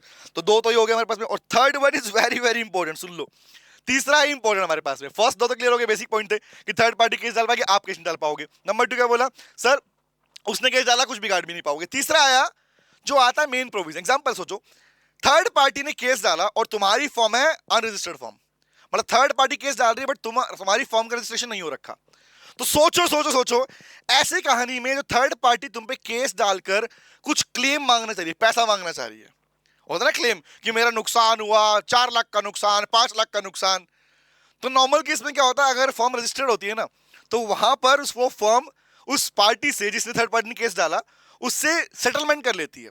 सेटलमेंट मतलब सेट ऑफ को बोल, सेट ऑफ मतलब सेटलमेंट कर लेती है कि 4 लाख छोड़ यार, 50,000 में लगा ले, 1 लाख में कर ले। ये अलाउड होता है, ये लीगली अलाउड होता है। कोर्ट कहता है भैया दोनों पार्टी को बिठा दो, आपस में बात कर लेंगे, सोल्यूशन निकाल लेंगे, ये होता है। बट अगर आपकी फर्म रजिस्टर्ड नहीं है तो अधिकार तुमसे छीन लिया गया। लो ने यहां मजाक किया तुम्हारे साथ में, क्या मजाक किया सुन ला। लो कहता भैया if third party file a shoot, लिखता हूं मैं, इफ थर्ड पार्टी, ये प्रोविजन बोल रहे हैं, if third party filed A shoot, third party ने अगर केस डाला, filed A shoot, and claim amount, और जो क्लेम वो मांग रही है, क्लेम अमाउंट इफ एक्सीड्स, लिखता हूं, क्लेम अमाउंट जो मांग रही थर्ड पार्टी मांग रही है, क्लेम अमाउंट इफ एक्सीड्स, कितना बेटा, एक्सीड्स ₹100, अगर 100 रुपए से ऊपर का क्लेम मांग रही है थर्ड पार्टी, तो क्या कर पाओगे। अगर 100 रुपए से ऊपर क्लेम मांगा गया तो तुम्हारे पास में सेटलमेंट करने का राइट नहीं है। अब भैया जो क्लेम कोर्ट डिसाइड करा वही मिलेगा उस पार्टी को, ध्यान रखना। तो पॉइंट क्या है, थर्ड पार्टी ने क्लेम मांग लिया, 100 रुपए से ऊपर क्लेम मांग लिया, लिख लो, देन द फर्म, कौन सी फर्म की बात कर रहा हूं, unregistered firm, the firm can not set of, the firm can not set of. Set of का मतलब होता है बेटा फुल सेटलमेंट, होता है ना कि 1 लाख मांगते हो, आप कहते हो नेगोशिएट करते हो, 80,000 में मान ले, 50 में मांगना, तेरी ना मेरी, वो नहीं कर पाओगे। तो पॉइंट इज सेट ऑफ नहीं कर पाओगे, कैसे मतलब, इन शॉर्ट फुल सेटलमेंट का अधिकार तुम्हारे हाथ से छीन लिया गया, यहां पर लो की तरफ से, ये ध्यान रखना। And this provision is very very important guys. इस पे अलग से भी क्वेश्चन पहले पूछा जा चुका है कि कितनी अमाउंट से ऊपर की केस में सेटलमेंट करने का अधिकार नहीं है नॉन रजिस्ट्रेशन फर्म के ऊपर। अच्छा पॉइंट क्या है कि अगर 100 रुपए से ऊपर क्लेम नीचे क्लेम मांग ले तो कर पाओगे, बट 100 रुपए की वैल्यू आज के दिन में कुछ कोई मांगता ही नहीं 100 रुपए की अमाउंट, ठीक है। बट फिर भी 100 रुपए नीचे मांगा गया तो मजाक एक तरीके से, ध्यान रखना। Okay, and next one is, अब क्वेश्चन वन में आपके भी आया होगा, सर एक बात बताओ, तो इसका मतलब कभी केस डाल ही नहीं पाएंगे? लोग कहते हैं डाल पाओगे। कब डाल पाओगे? जिस दिन तुम अपनी फर्म को ताला लगा दोगे, मतलब जिस दिन तुम्हारी फर्म डिसॉल्व हो जाएगी उस दिन केस डाल सकते हो। ये मजाक है दोबारा से, तो क्या बोला, लिखो एनी पार्टनर, कोई भी partner, any partner and the firm case कब डाल पाएगी? Can file a shoot, can file a shoot, अगर केस डालना है shoot on partner, on any other partner, किसी पार्टनर तुम गुस्सा चल रहे हो उस पर केस डालना है तुमको, या और थर्ड पार्टी, या फिर थर्ड पार्टी पे। तो ये अधिकार कब दिया गया? बोला only at the time of dissolution, only after dissolution. Firm को बंद कर लो और केस केस खेल लो, सिंपल सी बात है। फर्म को बंद कर लो और केस केस खेलते रहो। तो ये है डिसएडवांटेज आपकी फर्म के रजिस्ट्रेशन ना होने के, बेटा ये चार ही याद रखना है आपको इसके अंदर। डन है गाइस, समझ में आया? Take a screenshot, you can take a screenshot if you want to write it. Okay, चले आगे बढ़े। आगे आता हूं, अभी खत्म नहीं हुआ रजिस्ट्रेशन का, एक पहला पार्ट पढ़ लिया हमने, पढ़ लिया कैसे होता है, हमने पढ़ लिया डिसएडवांटेज वाले पार्ट में क्या क्या है। अब एक पार्ट और आता है बेटा जो कहता है भैया कि फॉर्म रजिस्टर्ड हो या ना हो, फॉर्म रजिस्टर्ड हो या ना हो, कुछ राइट्स दोनों फर्म को मिलते हैं। कौन कौन से आओ पहले पढ़ाई दूंगा उस पार्ट को मैं, ठीक है। ये नोट हो गया, आगे आता हूं दिखाता हूं। चलो तो स्टार्टिंग देखते हैं क्या क्या लिखा हुआ हमारे पास में। तो फर्स्ट बोला रजिस्ट्रेशन ऑफ फर्म के रिगार्डिंग बात कर लेते हैं। जो लिखा, जो बात बताइए सब कुछ यहां लिखा हुआ है, डोंट वरी, ठीक है। क्या बोला? रजिस्ट्रेशन ऑफ फर्म आप करते हो, रजिस्ट्रार के पास जाओगे और वहां पर अपना फाइनलाइज करो। लेकिन पॉइंट इज ये ऑप्शनल है, ये मैंडेटरी नहीं है, ध्यान रखना। इसका मतलब ऑप्शनल मैंडेटरी नहीं है, बट भैया कंपल्सरी नहीं। लेकिन कुछ डिसएडवांटेज है, करवा लोगे जरा बेटर रहेगा। तो ये आपको प्रेफरेबल होता है कि करवाना जरा बेटर आपके लिए, ठीक है। अब आगे आता हूं। अब आए तरीका कौन कौन सा, क्या तरीका फॉलो किया जाएगा रजिस्ट्रेशन के लिए। तो मेरे कुछ बहुत एक्स्ट्रा लिखा हुआ है, पॉइंट यहाँ पे मेंशन किए गए हैं। नंबर वन इज स्टेटमेंट को सबमिट करो। स्टेटमेंट कौन सी? रजिस्ट्रार को सबमिट करना पड़ेगा, आरओसी को सबमिट करना पड़ेगा। और आरओसी कौन सा? आपकी स्टेट का, ऑफ द स्टेट जहां पर आपकी फर्म अवेलेबल है, फर्म सिचुएटेड है उसी स्टेट के अंदर। दिल्ली में यूपी में जहां पे भी है वहां पे होगा, ठीक है।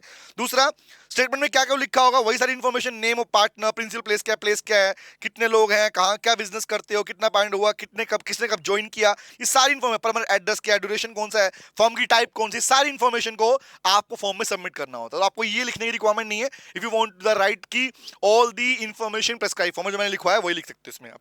उसके बाद में क्या लोग कहता है भैया इसको वेरीफाई कर लो पहले से और साइन करवा लो। वेरिफिकेशन मस्ट है।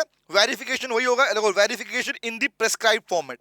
अक्सर आप जब कोई फॉर्म भरते हो तो वहां पर एक फॉर्मेट आपको दिया जाता है कि फॉर्मेट क्या होता है कि कौन कौन सी इंफॉर्मेशन मस्ट है भरनी होता है ना। भी एकदम फॉर्म नहीं भरता है तो स्टार बनाता है, स्टार लगा देते हैं कि ये वाली फील्ड इंपॉर्टेंट है, ऐसे इसमें मिलता है आपको। दूसरा, सिग्नेचर कौन करेंगे? सारे पार्टनर्स करेंगे और उनके एथराइज एजेंट भी करेंगे, ध्यान रखना ये मैंडेटरी पार्ट है। आप सबमिट को, जो स्टेटमेंट को सबमिट कर दोगे फीस सबमिट करने के साथ में, तो आरओसी जब उसको सेटिस्फाई कर लेगा, आरओसी व्हेन बीइंग सेटिस्फाइड, तो वो आपके फॉर्म के नाम को फॉर्म के रजिस्टर में, फॉर्म रजिस्टर कौन सा? स्टेट के अंदर जो रजिस्टर है, रजिस्टर समझते हो, रजिस्टर के अंदर आपकी स्टेट का नाम को एंट्री रिकॉर्ड कर देगा। और जैसे एंट्री रिकॉर्ड होगी, एंट्री रिकॉर्ड होना ही कहलाता है फॉर्म रजिस्टर्ड हो गई। और साथ में मिलेगा, बाद में मिलेगा आपको सर्टिफिकेट ऑफ रजिस्ट्रेशन वाला part, and that's it guys, ठीक है। तो ये पार्ट बनता है हमारा किसका? रजिस्ट्रेशन ऑफ फॉर्म कैसे होती है। फिर हम बात करते हैं अगर रजिस्टर्ड नहीं कराया तो क्या, अभी जो बोला हमने भाई सिंपल सी बात है, इंग्लिश लॉ के अंदर हमारे पास में form registration mandatory, but India में मैंडेटरी नहीं है। हाँ, इंग्लैंड में बात करूं, यूरोप की बात करूं तो वहां पर पार्टनरशिप फॉर्म रजिस्ट्रेशन मैंडेटरी है, ऑप्शन नहीं है। बट एग्जांपल के लिए इंडिया की बात करो तो इंडिया में रजिस्टर्ड नहीं है, मैंडेटरी नहीं है हमारे पास में। कंपनी एक्ट मैंडेटरी है, याद रखना। पार्टनरशिप एक्ट में पार्टनरशिप मैंडेटरी नहीं है रजिस्ट्रेशन। तो कैसे क्या क्या नुकसान है? फर्स्ट इज आप थर्ड पार्टी पे केस डाल नहीं सकते। थर्ड पार्टी अगर केस डाल दे तो वहां पे सेट ऑफ की अमाउंट 100 रुपए से ऊपर की नहीं हो सकती। और अगर केस डालना है तो भैया सिंपल सी बात, वेट फॉर द डिसोल्यूशन, आपकी फॉर्म डिसॉल्व कर लो और अपना केस डालना डालते रहो, ठीक है। इसके बाद है हमारे पास में, अब ये पार्ट समझना, however the non registration of form does not affect the following rights। कुछ ऐसे अधिकार जो कि कुछ ऐसे अधिकार जो कि आपसे छीने नहीं गए। ये अधिकार रजिस्टर्ड फॉर्म को तो मिलते हैं बट एक नॉन रजिस्टर्ड फॉर्म को भी मिलते हैं।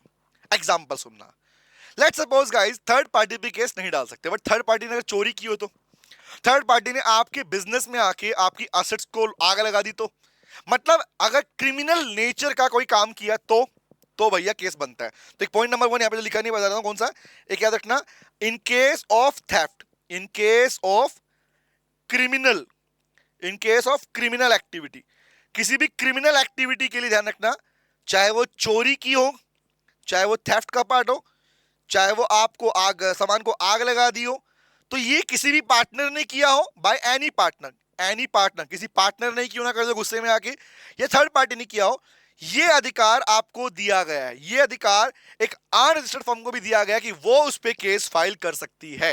नंबर 1। नंबर 2 क्या बोलना पड़ना सर, थर्ड पार्टी अधिकार हमारे पास बनता है, ठीक है। दूसरा बोलता है अब थर्ड पार्टी का अधिकार है कि आप पे केस डाल पाए, लेकिन पॉइंट आता है कि अगर मान लो फर्म का कोई भी पार्टनर चाहे, सुनना, फर्म का कोई भी पार्टनर चाहे कि वो डिसोल्यूशन ऑफ फर्म करवाना चाहता है, होता ना भैया कि फर्म को डिसोल्व करना चाहता है और डिसोल्व करवा के फर्म के अकाउंट्स को सेटल करना चाहता है, तो आप जानते हो बेटा each and every partner is having such right, ये राइट दिया गया है चाहे रजिस्टर्ड फर्म हो या ना हो, रिमेंबर।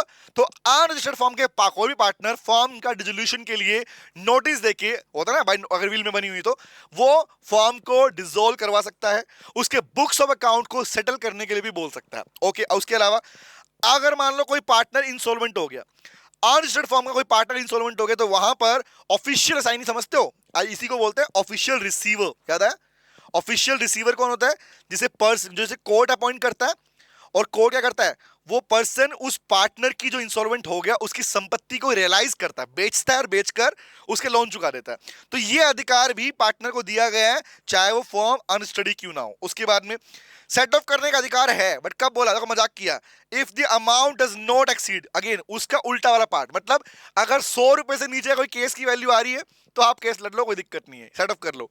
तीसरा राइट मेन इंपोर्टेंट राइट है, इस पे एग्जाम में एमसीक्यू क्वेश्चन आ चुका है पहले भी, क्या राइट है, बोला भैया सभी पार्टनर का राइट है कि वो अगर किसी फॉर्म के डिसोल्यूशन के टाइम पर ये अग्रीमेंट कर सकते हैं कि कल को हमारी बिजनेस ऑफ द फॉर्म जो है वो लोकल लिमिट्स के अंदर कोई काम नहीं करेगा, मतलब in short I can use the word that no place of business in the territories of which the act applies, मतलब इन शॉर्ट अगर पार्टनर्स अपनी फॉर्म डिसोल्व कर रहे हैं, तो अगर एक अनरजिस्टर्ड फॉर्म डिसोल्व होती है, सुनना, अगर एक अनरजिस्टर्ड फॉर्म डिसोल्व होती है तो वहां पर पार्टनर्स आपस में अग्रीमेंट कर सकते हैं कि डिसोल्यूशन के बाद में उस लोकल एरिया में, लोकल लिमिट में, लोकल कुछ टाइम पीरियड के लिए या लोकल लिमिट के अंदर हम बिजनेस, सिमिलर बिजनेस नहीं करेंगे। तो ये वाला अधिकार उनको दिया गया, क्योंकि ये चीज राइट अधिकार रजिस्टर्ड वाली फर्म को भी दिया गया और नॉन रजिस्टर्ड फर्म को भी दिया गया, ध्यान रखना बेटा, डन है गाइस। तो यही थे हमारे पास कौन से कि कॉन्सिक्वेंस क्या क्या है, रिमेंबर ये था हमारे पास में, डिसएडवांटेज कौन कौन से हमारे पास में, ये था कैसे रजिस्ट्रेशन होता है, और इसी में पॉइंट आया ऑप्शनल रजिस्ट्रेशन वाला।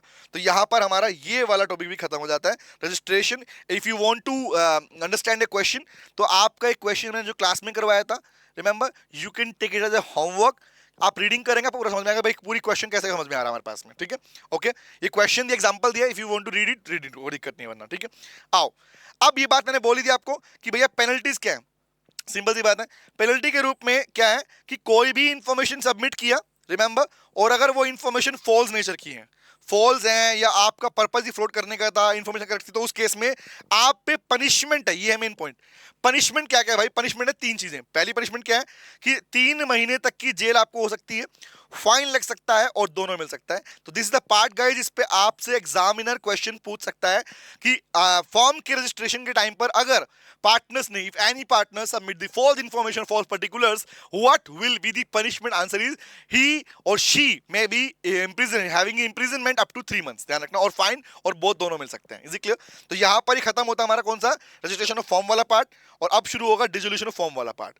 तो उससे पहले अगर if you want to take screenshot of the format, you can take that बेटा। चले आगे बढ़े, लेने तो दो पहले, ओके ठीक है, ले लो भैया। चले अब आऊंगा लास्ट टॉपिक के ऊपर, उसके बाद में पार्टनरशिप एक्ट खत्म, लेकिन क्वेश्चन करने ध्यान रखना हमारे में, ओके। चलो आते हैं बात करते हैं बेटा।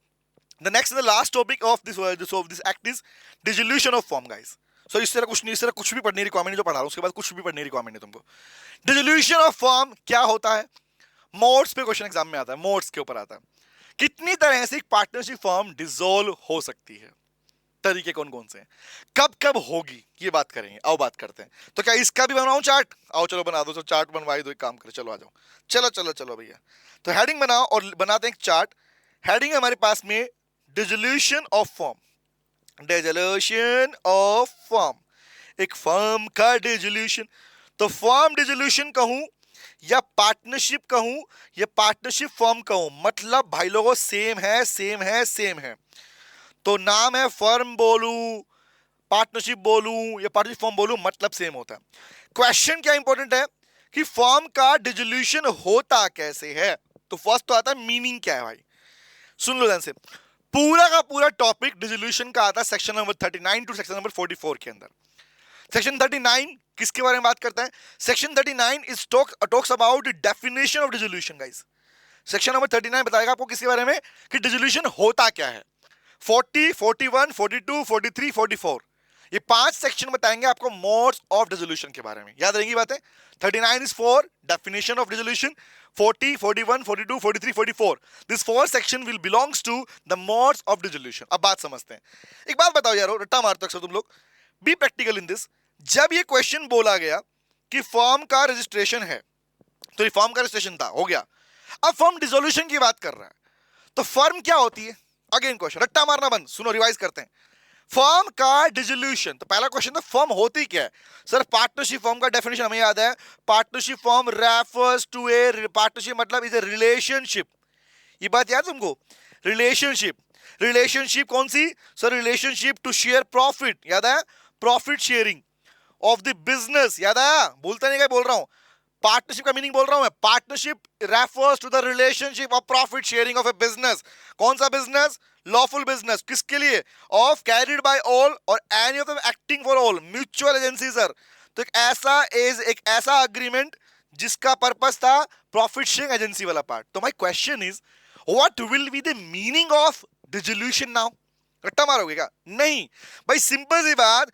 पार्टनरशिप का मतलब अगर वो संबंध है, वो रिश्ता है, ये रिश्ता क्या कहलाता? हाँ, तो उस रिश्ते का खत्म होना ही कि लो भैया तलाक तलाक तलाक, उस रिश्ते का टर्मिनेशन ही कहलाता है मेरे लाल डिसोल्यूशन। जिस दिन पार्टनर्स के बीच का वो रिश्ता खत्म हो जाएगा, टर्मिनेट हो जाएगा, खत्म हो जाएगा, द टर्मिनेशन मीनिंग क्या बना? Termination of relationship between the partners who have agreed to share profit and losses of the business carried by all and any of them acting for all।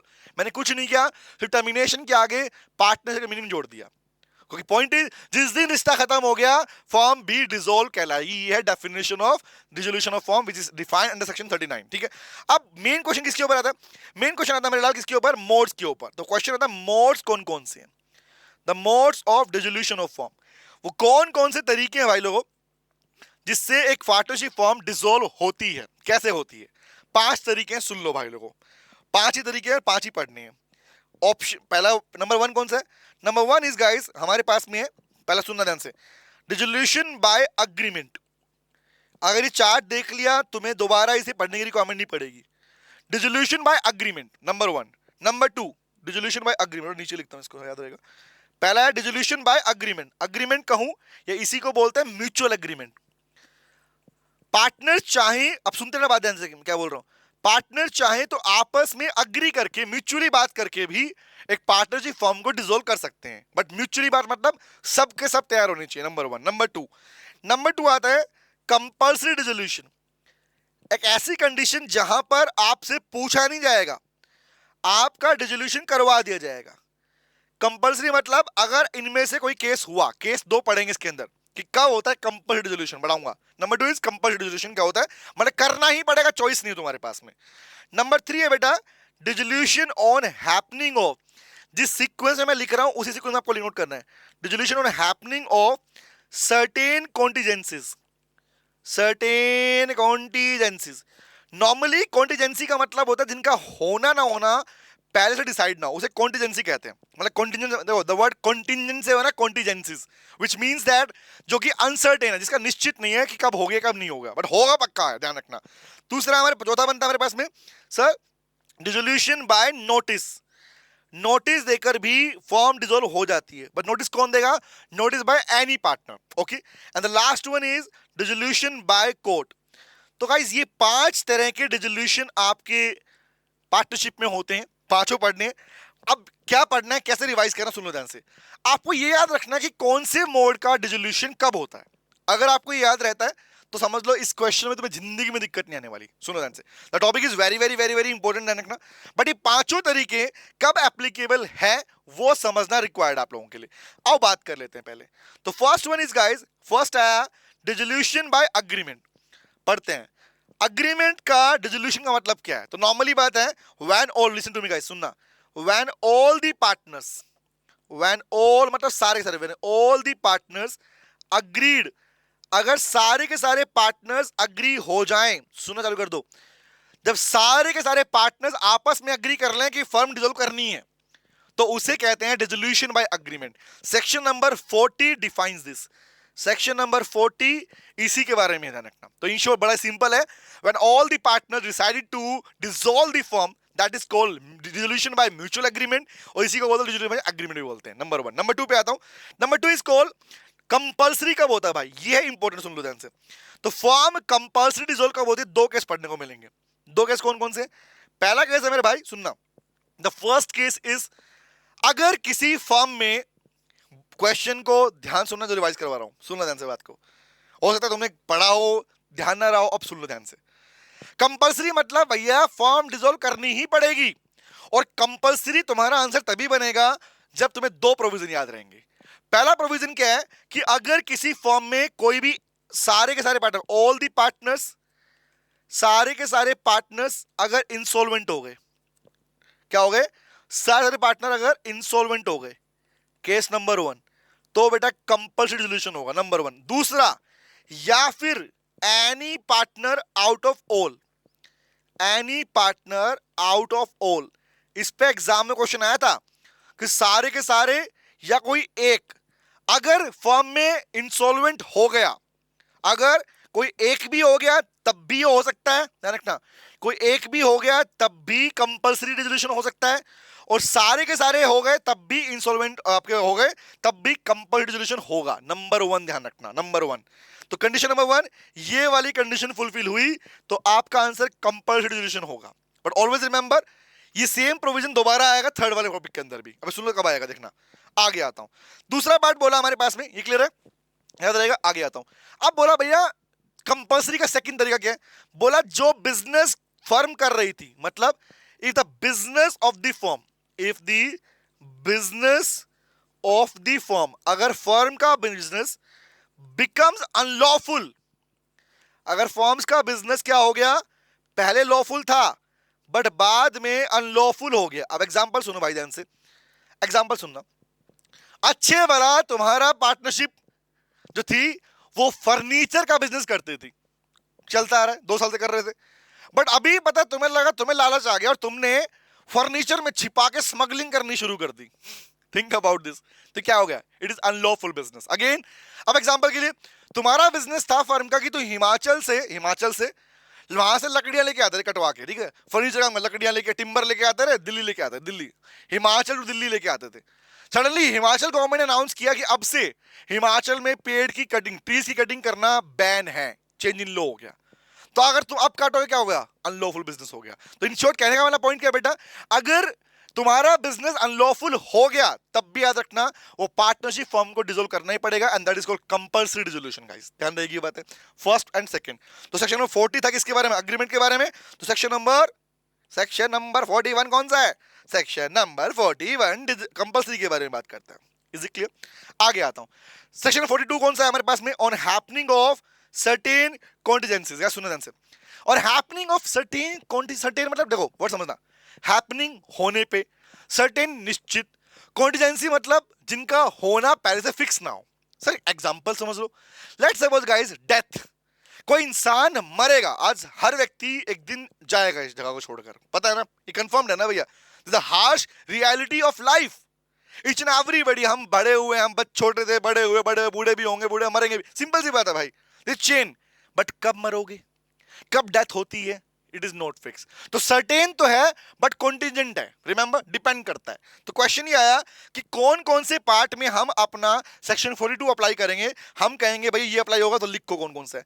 Number 1 guys, death वाले case में, number one कौन सा है, death वाले case में, मरने वाले case में जो डिसोल्यूशन होगा उसे बोलते हैं हम सर्टेन कंटीजेंसी में काउंट करते हैं। नंबर टू, एक ऐसी पार्टनरशिप जो फिक्स टाइम पीरियड के लिए बनाई गई, a partnership wait for fix time period, उसमें भी सेक्शन नंबर 42 वर्ड डिसोल्यूशन ही होगा। नंबर थ्री, एक ऐसी पार्टनरशिप जिसे हम बोलते हैं पर्टिकुलर, याद है पढ़ा ना कल हमने पढ़ा पर्टिकुलर पार्टनरशिप, एक ऐसी पार्टनरशिप जो स्पेसिफिक पर्पस के लिए बनाई गई, याद आया। तो पर्टिकुलर पर्टिकुलर नेचर की जो पार्टनरशिप होती है उस केस में भी यही वाला डिसोल्यूशन किया जाएगा।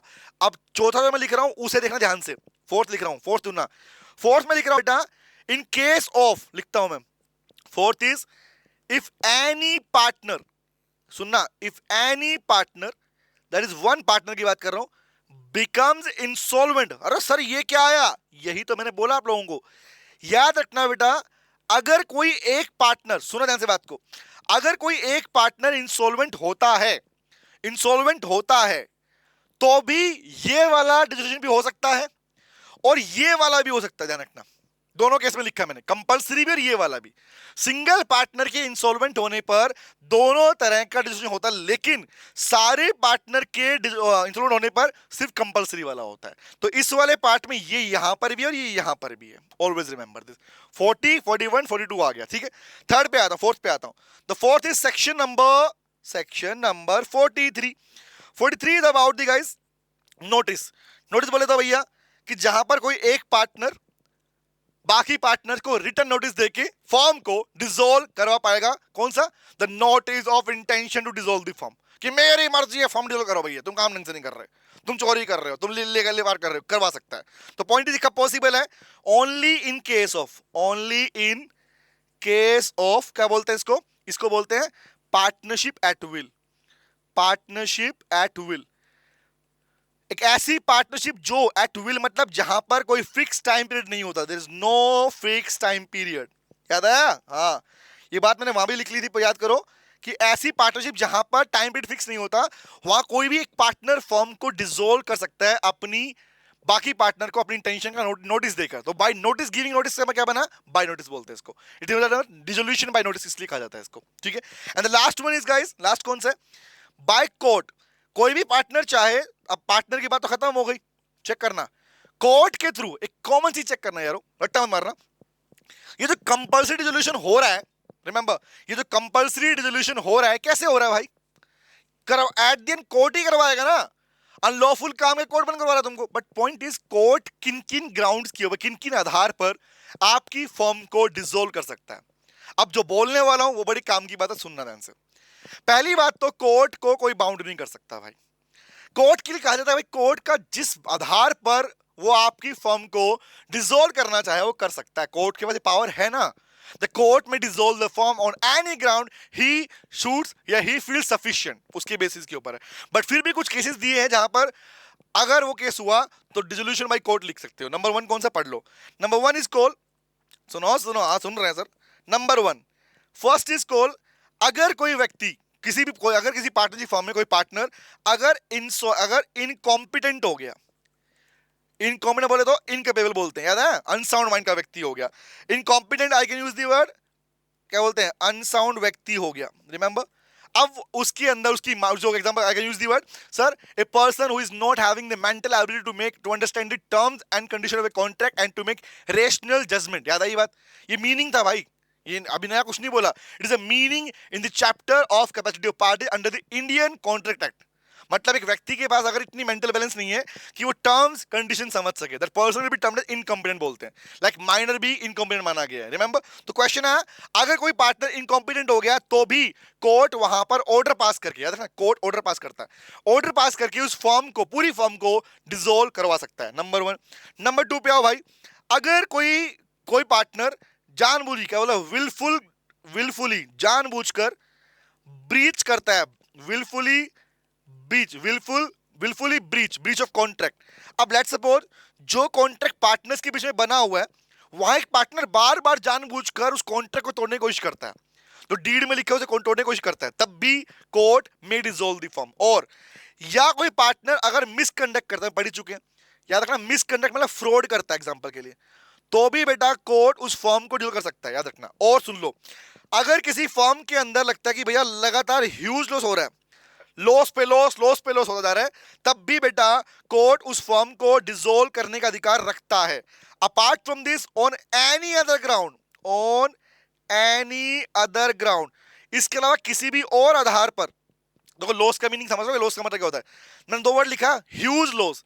लॉस क्या होता है? लॉस का मतलब होता है एक ऐसी कंडीशन जब बिजनेस चल सकता है, बट ह्यूज लॉस का मतलब होता है बेटा एक ऐसी condition where a business can not be continued except at loss, कि लॉस ही होगा भाई, कितना चला लो बिजनेस को, लॉस के बिना तुम कर ही नहीं पाओगे बिजनेस को। तो ऐसी कंडीशन को ह्यूज लॉस बोलते हैं, और ऐसे केस में कोर्ट आपकी फर्म को डिसॉल्व करवा देता है। अपार्ट फ्रॉम दिस, कि इसके अलावा बोला, इसके अलावा जो मेरा मन करेगा वो करूंगा। कोर्ट कह रहा है भाई, कोर्ट है ना भैया, तो कोर्ट की चॉइस है, किसी भी और ग्राउंड पर वो आपकी फर्म को डिसॉल्व कर सकता है, जब उसका मन करे तब कर सकता है। तो ये पूरा टॉपिक था डिसोल्यूशन ऑफ फर्म, ये पूरा रिवीजन यहां पर हो जाता चार्ट के अंदर ही। बोलो समझ में आया? 1 2 3 4, वो कौन सा था? सेक्शन नंबर 44 हो गया। तो 5 ही सेक्शन है, और पांचों के 5 सेक्शन, इस पूरे चार्ट में तुम्हारा पूरा रिजोल्यूशन आ गया, पूरा रिजोल्यूशन आ गया। डन गाइस, बढ़ू आगे, दिखा दूंगा, दिखाता हूं, चलो आ जाओ। चलो, हम स्क्रीनशॉट लेना, ले लो भैया, ले लो स्क्रीनशॉट, ले सकते हो। If you want to take a screenshot, you can take the screenshot. If you want to note it, note कर लो, कोई दिक्कत नहीं है, ठीक है। चलो मैं आगे चलता हूं, आगे आओ। अब आती है टॉपिक, हमारा खत्म हो गया रिजोल्यूशन वाला पार्ट, डन है गाइस, ठीक है। होता क्या भैया, डिसकंटिन्यू करना या टर्मिनेट करना, भाई जो आपके कॉन्ट्रैक्ट उसको, ठीक है, उसी को बोलते हैं रिजोल्यूशन बोलते हैं। 5 मोड है, पांचों मोड में पांचों लिखवा दिए मैंने, कौन कौन से। पहला हमारे पास में, अगर सिंपल सी बात, अपनी मर्जी से करते हो, कौन सा है? By agreement. Resolution by agreement कब होता है? जब सब रेडी हो रहे हैं। Number two is call compulsory, कब होगा? 2 केस में होगा, ध्यान रखना, सारे पार्टनर, कोई एक पार्टनर, या फिर फर्म का बिजनेस क्या हो गया? अनलॉफुल हो गया।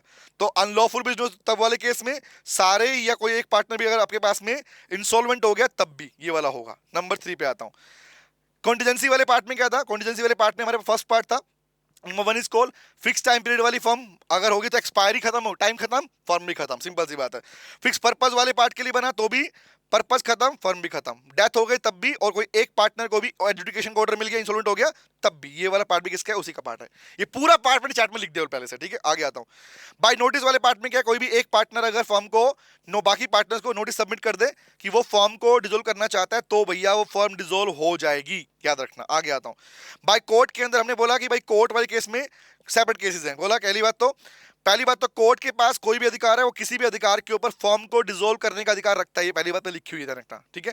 बट पॉइंट इज, कुछ केसेस यहां मेंशन किए गए, इनसैनिटी, अनसाउंड माइंड का व्यक्ति हो जाए, परमानेंट इनकैपेसिटी, दोनों पार्ट इनकेपेबल होने पर भी, इनकॉम्पिटेंट होने पर भी, आपकी फर्म को एक पार्टनर भी हुआ तो भी, ध्यान रखना, पूरी फर्म को डिसॉल्व करवा सकता है कोर्ट, ध्यान रखना। आगे पार्ट पे आता हूं, मिसकंडक्ट मतलब फ्रॉड कर दे, तब भी आपकी फर्म को डिसॉल्व कर सकते हैं। आगे आता हूं, उसके बाद लगातार कॉन्ट्रैक्ट को ब्रीच करो। ब्रीच कौन सा है? ध्यान रखना, ब्रीच है विलफुल ब्रीच। विलफुल मतलब जानबूझकर कॉन्ट्रैक्ट ब्रेक करने की कोशिश कर रहे हो, तब भी कर देगा। लगातार लॉस हो रहा है, लॉस का मतलब होता है, लिख लो, where a business, where the business of the firm, थोड़ा रिवाइज फास्ट लिख रहा हूं, of the firm can not be continued except at loss. Loss के अलावा बिजनेस चल नहीं सकता, डिसॉल्व कर देगा। उसके अलावा ऑन इक्विटेबल ग्राउंड मतलब क्या है भैया? जब कोर्ट चाहे तब, सिंपल सी बात है। चाहे मैनेजमेंट में गड़बड़ी दिख गई तब भी, पार्टनर्स नहीं बातें नहीं कर रहे उस पार्ट में, लॉस ऐसा नेचर का हो रहा है, लगातार हो ही जा रहा है, लॉस के ऊपर लॉस के ऊपर लॉस के ऊपर लेयर बनती जा रही है, तब भी गैम्बलिंग कर रहे हैं, तब भी। तो ये कौन से केस है?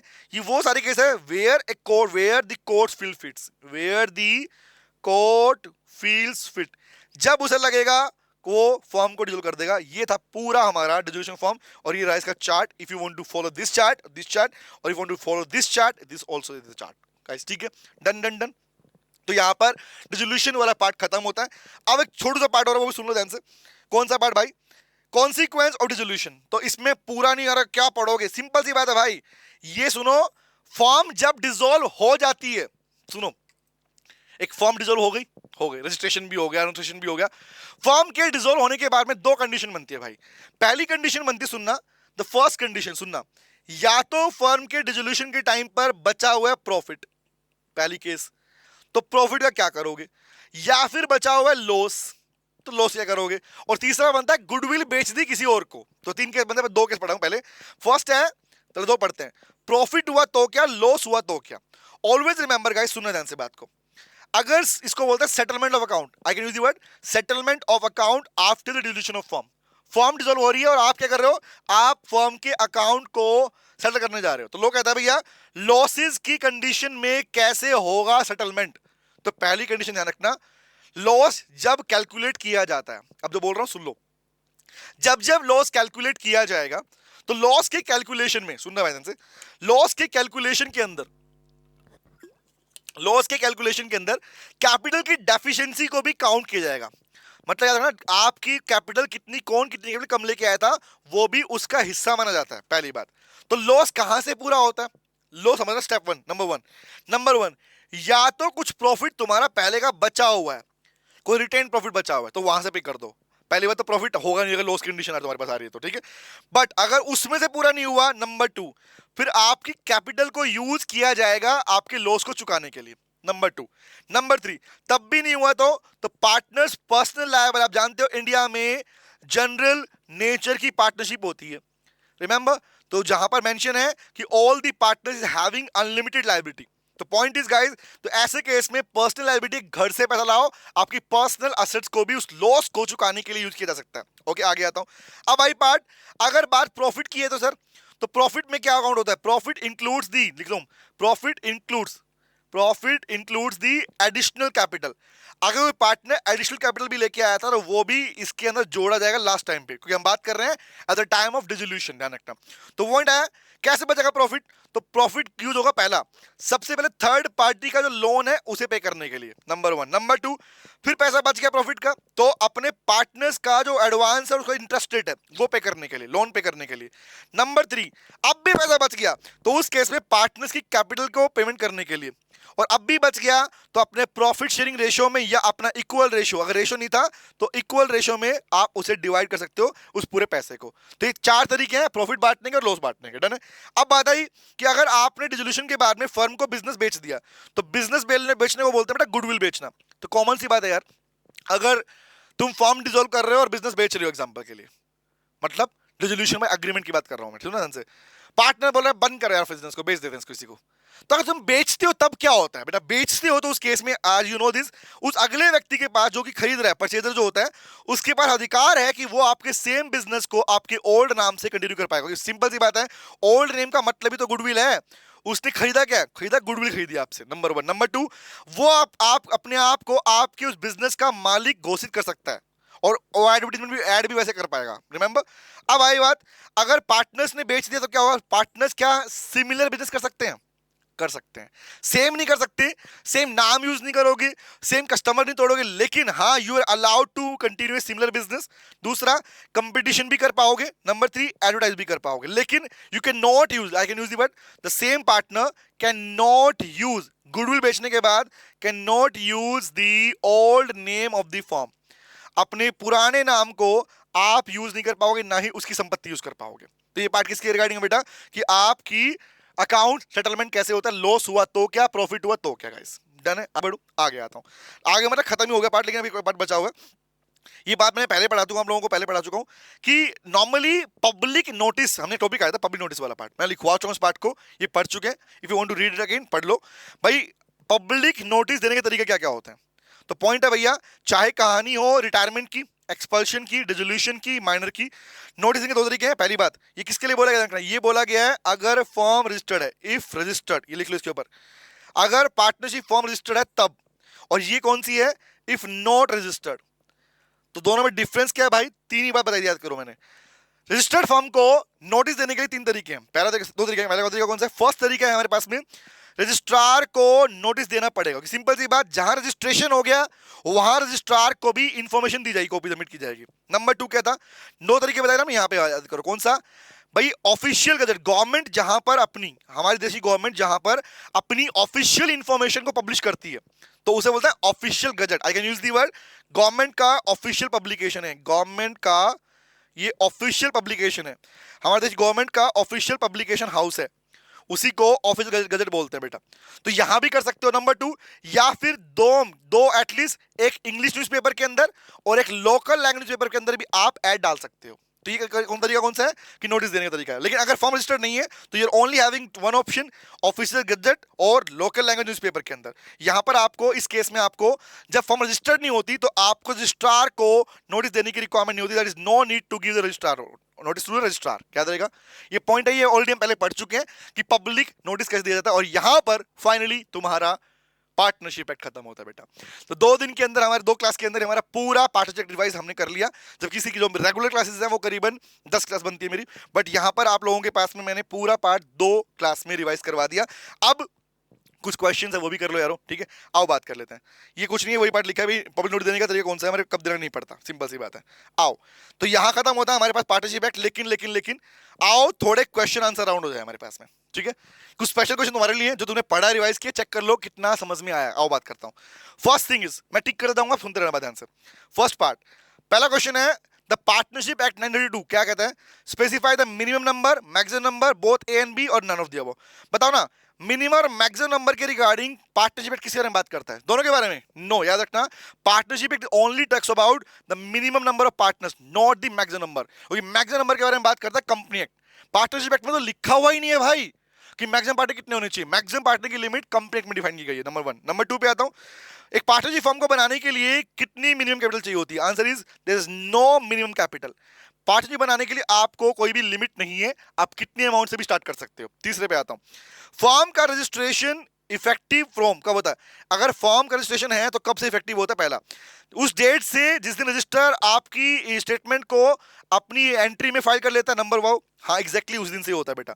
आप पढ़ चुके हो, रजिस्ट्रेशन किस दिन होता है? जिस दिन से आपका फॉर्म का, बाकी रीडिंग करना, जिस दिन registrar of the register of the form आपके फॉर्म के नेम की एंट्री रिकॉर्ड कर लेता है। नंबर 2, नेक्स्ट पे आता हूं, नो रजिस्ट्रेशन ऑफ फॉर्म, पढ़ना, no registration of form does not affect the right of the form to institute a suit for set off. भाई फुल सेटलमेंट करना चाहती है लेकिन आपकी फॉर्म रजिस्टर्ड नहीं है, तो ऐसे केस में क्या है? तो केस किससे ऊपर नहीं होगा? अमाउंट से ऊपर नहीं होगा। आंसर इज क्लियर, 100 रुपए से ऊपर का केस आप क्लेम सेटल ऑफ नहीं कर सकते। First answer. उसके बाद आता हूं क्वेश्चन नंबर 5 के ऊपर। 5 क्वेश्चन कह रहा है भैया, after the registration of form, partner retires, such change in constitution of the form require. बताओ, रजिस्ट्रेशन के बाद में अगर पार्टनर रिटायर होता है तो क्या बोला? A notice send to the registrar, new registration होगा, ये होगा, ये होगा। आंसर इज भैया, अगर फॉर्म रजिस्ट्रेशन हो चुकी होती तो रजिस्ट्रार को इंफॉर्मेशन दिया जाएगा उसके रिटायरमेंट का। Always remember this. आगे आता हूं, क्वेश्चन नंबर 6 पे आता हूं। 6 क्या बोल रहा है, पढ़ना, if an unregistered form intends to file a suit against third party. Unregistered form अगर थर्ड पार्टी पे केस डालना चाहती है तो कह रहा है it should get itself registered before the filing suit. बताओ, थर्ड पार्टी पे केस डालने से पहले क्या फॉर्म जो कि अनरजिस्टर्ड थी उसे खुद को क्या करना पड़ेगा? ऑब्वियस, उसे पहले खुद को रजिस्टर्ड करना पड़ेगा। तो फर्स्ट पॉइंट क्या है? फॉल्स नहीं होगा, स्टेटमेंट इज ट्रू। ये कहानी सही है कि भैया ऑब्वियस उसको पहले क्या करना पड़ेगा? अपने आप को रजिस्टर करना पड़ेगा, तभी थर्ड पार्टी पे केस डाल सकते हो आप, अदरवाइज आपके राइट है ही नहीं। ओके, आगे आता हूं, क्वेश्चन नंबर 7 पे आता हूं। क्या बोल रहा है? Any person who supplies false information to registrar of the form. बताना, फॉल्स इंफॉर्मेशन देने पर क्या होता है? पनिशमेंट कितने की? बताना भैया। ऑब्वियस भैया 3 महीने की पनिशमेंट है। You will be having punish imprisonment of 3 months. Even ध्यान रखना, 3 मंथ्स पनिशमेंट। ऑप्शन में भी लाइक दिस कि यहाँ पे दिया 3 महीने की पनिशमेंट, ऑप्शन बी दिया होता फाइन, ऑप्शन सी दिया था ईदर ए और बी। तो you will answer will be either A और बी देन, ठीक है। तो पॉइंट याद रखना कि आपके पास, आपको याद है पनिशमेंट में क्या क्या मिलता है, सिर्फ जेल नहीं है, फाइन भी हो सकता है। ओके, आगे आता हूं, क्वेश्चन नंबर 8 बताओ मुझे। As per section number 18 a partner in a partnership form function क्या करता है भैया? वो एजेंट भी है, प्रिंसिपल भी है। Obvious, first is the right answer guys. आगे आता हूं, अब पढ़ चुके हो, हमने डे 1 पे क्लास में, फर्स्ट क्लास में लिख लिया था कि partnership act is nothing, it is an extension of law of agency guys. याद है, मतलब एजेंट भी है और प्रिंसिपल भी है। आगे आता हूं, क्वेश्चन 9 बताओ मेरे को। क्वेश्चन नंबर कह रहा है, if A partner commits fraud in the conduct of business. अगर फ्रॉड किया मतलब मिसकंडक्ट किया, तो मिसकंडक्ट में क्या पड़ गया था भैया? He shall indemnify to the firm for annual cost of the firm, not liable to partner only third party। भैया फर्म के लायबल होते हो, ध्यान रखना। अब बाकी के लायबल नहीं होते। लॉस किया है तो फर्म को नुकसान भरने पर आप उसे कंपनसेट करते हो। आगे आता हूं, क्वेश्चन नंबर 10 कह रहा है भैया सुनो ध्यान से, partners are bound to carry on the business of firm. बताना, ये तो पढ़ चुके, टू ग्रेटेस्ट कॉमन एडवांटेज, हम डे 1 पे पढ़ चुके हैं भैया। ये क्या था? It is an implied authority guys, याद है? इम्प्लाइड अथॉरिटी, वेलफेयर नहीं है, उसको बेनिफिट हो सके इसके लिए काम करना होता है आपको। आगे आता हूं, क्वेश्चन नंबर 11 बताओ मेरे को। The liability of minor partner is limited to the extent. बताओ एक माइनर की लायबिलिटी कितनी होती है भैया, सिंपल सी बात है, his share his personal asset, क्या his share in the form as well personal asset, ये वाला नहीं, आंसर क्या आएगा, ओनली और ओनली रखना, ओनली उसके शेयर के लिए, his share in the form. Minor कभी भी पर्सनल लायबल होता ही नहीं है भाई, सिंपल सी बात है, C is not the right answer. आगे आता हूं, 4/12 पे आता हूं, क्वेश्चन नंबर 12 कह रहा है for ordinary business matters the decision of the firm are taken on the basis of, बताना बिजनेस के अंदर ऑर्डिनरी मैटर्स के ऊपर जब डिसीजन लिए जाते हैं तो वहां पे क्या चाहिए होता है, क्या मेजोरिटी चाहिए, नहीं चाहिए, ऑब्वियस भैया 75% लोग वहां पर एग्रीड होने चाहिए तभी आप डिसीजन ले सकते हो, सवाल नहीं ले सकते। ओके, क्वेश्चन 13 पे आता हूं, क्वेश्चन 30 कह रहा है पढ़ना, where a partner has advanced any loan to the firm and the agreement between provides for the interest, कोई लोन दिया था पार्टनर ने फर्म को और अग्रीमेंट में इंटरेस्ट के बारे में नहीं बता रखा था, बट यहां बताओ अगर इंटरेस्ट रेट नहीं बताया कितना लगे, ऑब्वियस आपको सबको याद होगा 6% is the interest rate on interest on loan which is provided to the partners. Okay, आगे आता हूं, कब बेटा, इफ नॉट अग्रीड, उससे पहले केस में। नेक्स्ट केस में आता है, क्वेश्चन नंबर नेक्स्ट पे आता हूं, कह रहा भैया क्वेश्चन 14 बताओ मेरे को, बताओ, कह रहा simple a minor may give public notice of it decision to continue withdraw the firm of attaining majority, भाई मेजोरिटी गेन करने के बाद में उसे पब्लिक नोटिस देना पड़ता है, पढ़ चुके हैं, कब देना पड़ता है, विद इन कितना, within 6 months, as you know this guys. ये सारे लोग अभी फायदा क्या मिल रहा है, कंसेप्ट क्लियर तो क्वेश्चन भी क्लियर भाई, ठीक है। आगे आता हूं, क्वेश्चन 15 बताओ मेरे को, 15 क्वेश्चन कह रहा है पढ़ना, okay, when a minor on attaining the age of majority has elected to become a partner, he becomes personally liable to third party, बताओ एक बार जब माइनर पार्टनर बन जाता है मेजर होने के बाद में, तो अगर तो उसकी पर्सनल लायबिलिटी कब से होती स्टार्ट होती है, अभी क्वेश्चन आएगा, क्वेश्चन बताओ, एक पार्टनर, एक माइनर जो पार्टनर बन गया तो उसकी लायबिलिटी कब से शुरू होती है, एडमिशन से, ये जिस दिन पार्टनर बना उससे, सर याद रखना लिखवाया था रेट्रोस्पेक्टिव, ये वर्ड लिखवाया था मैंने, retrospective from the date of his admission, always remember, कौन सा ए बी सी सी में लिखा हुआ है, जिस दिन से एडमिशन, जिस दिन से वो फॉर्म में आया था उस दिन से लाइबिलिटी स्टार्ट होती है, रखना, it is not because from the partner वाले डे से नहीं मिलती, जब एडमिट हुआ तब से लाइबिलिटी स्टार्ट होती है। क्वेश्चन 16 बताओ मेरे को, 16 क्वेश्चन क्या कह रहा है, ए पार्टनर में not be expelled from the form by any majority of partner, एक पार्टनर को फॉर्म से नहीं निकाल सकते, मेजोरिटी से क्या क्या चाहिए अब बताओ, क्या रिक्वायरमेंट थी, नंबर 1 अग्रीमेंट होना चाहिए, नंबर 1, नंबर 2 मेजोरिटी होनी चाहिए, नंबर 3 गुड फेथ होना चाहिए, तो तीनों इंपॉर्टेंट है, ये भी, तो आंसर क्या आएगा sir, D is the right answer guys. Okay, क्योंकि सिंपल सी बात है, माइनर को एक्सपेल करने के लिए तीनों रिक्वायरमेंट चाहिए हमारे पास में। ओके, क्वेश्चन नंबर 17 बताइए मेरे को, a notice in writing by one partner must be given to all the partners of the firm, बताना फर्म को डिसॉल्व करने के लिए आप कौन सी फर्म होती है वो वाली, बताना कौन सी फर्म है जहां पर एक पार्टनर अगर बाकी पार्टनर नोटिस दे दे तो फर्म डिसॉल्व हो जाएगी, आंसर इज क्लियर गाइस, कौन सा, ये हैपनिंग वाला भी नहीं है, विल वाला भी है, कौन सा है बताओ, ऑब्वियस आंसर इज विल, अभी पढ़ के आए हो, बाय नोटिस वाला पार्ट कहां पे आता है, पार्ट विल के अंदर होता है हमारे पास में। नेक्स्ट इज, एक फर्म कंपल्सरी डिसॉल्व कब कहलाती है, अब बताओ, अभी पढ़ा है मोड आपने, चेक करो question, A firm is compulsory dissolve, कौन से दो केस पढ़े थे, दो केस चेक करो कहां पे, adjudication of any partner number 1, number 2 death of partner, तो हो ही नहीं सकता, adjudication of all the partners और any of the partner but one is insolvent, ये दोनों कैसे यहाँ पे, एक वाला भी और ऑल वाला भी, तो आंसर क्या आएगा sir, C is the right answer, first में टिक करके देना, फर्स्ट में ओनली एनी पार्टनर लिखा हुआ है, ध्यान रखना। ओके, अगर ये नहीं मिलता तो टिक करते फर्स्ट वाला आंसर हमारा। ओके, क्वेश्चन नंबर 19 बताओ मेरे को, कह रहा भैया retiring partner continues to remain liable to third party, retirement के बाद में रिटायरिंग पार्टनर लायबल होता है, it means that partner will be holding out, कौन सा कब तक कब होता है, ऑफ द फॉर्म का बेटा, until he provide public notice, exactly यही आंसर है, until he provide public notice of retirement, notice नहीं दोगे भैया आप लायबल रहोगे। And the last question is public notice under the partnership act is given for the following manner, बताना मुझे notice कैसे देते हो, अभी पढ़ के आए हो, पब्लिक नोटिस देने का तरीका क्या क्या है हमारे पास में, पहला बोला हमारे पास में रजिस्ट्रार को दोगे, हाँ देंगे, ऑफिशियल गेजेट में दोगे, हाँ देंगे सर, न्यूज़पेपर में दोगे, हाँ देंगे सर, तो आंसर क्या है, D is the right answer. और यहां पर भी आपके क्वेश्चन प्रैक्टिस खत्म होता है, लेकिन मैं चाहूंगा ये क्वेश्चन आप दोबारा से अपने भी आप भी प्रैक्टिस कीजिएगा गाइस, ठीक है। तो सी गाइस, अगर कुछ पार्ट में डाउट रहा हो या कुछ क्लास कैसी लगी हो, ठीक है, ये पूरा एक्ट खत्म होता है, partnership act is over here, FASTag revision पूरा फास्टैग का पार्टनरशिप का हो गया। अब नेक्स्ट सेशन में मैं नेक्स्ट एक्ट स्टार्ट करूंगा, तो मुझे प्लीज मेंशन कीजिएगा आप नीचे की आपको किस पार्ट पे पहले आपको चाहिए और अपकमिंग वीक में कितना चाहिए। ओके भैया, लो वीक दोबारा भी आने वाली है, बस इस लो वीक में लगातार मैं चाह रहा हूँ आपके मेजर मेजर पार्ट सारे कवर कर लूँ। तो बताइएगा मुझे क्लास कैसी लगी, और अगर कोई डाउट हो तो वो भी मुझे वीडियो के बाद में कमेंट बॉक्स में बताइएगा। Thank you very much guys, मिलते हैं, all the better, all the very best, bye bye, take care, bye.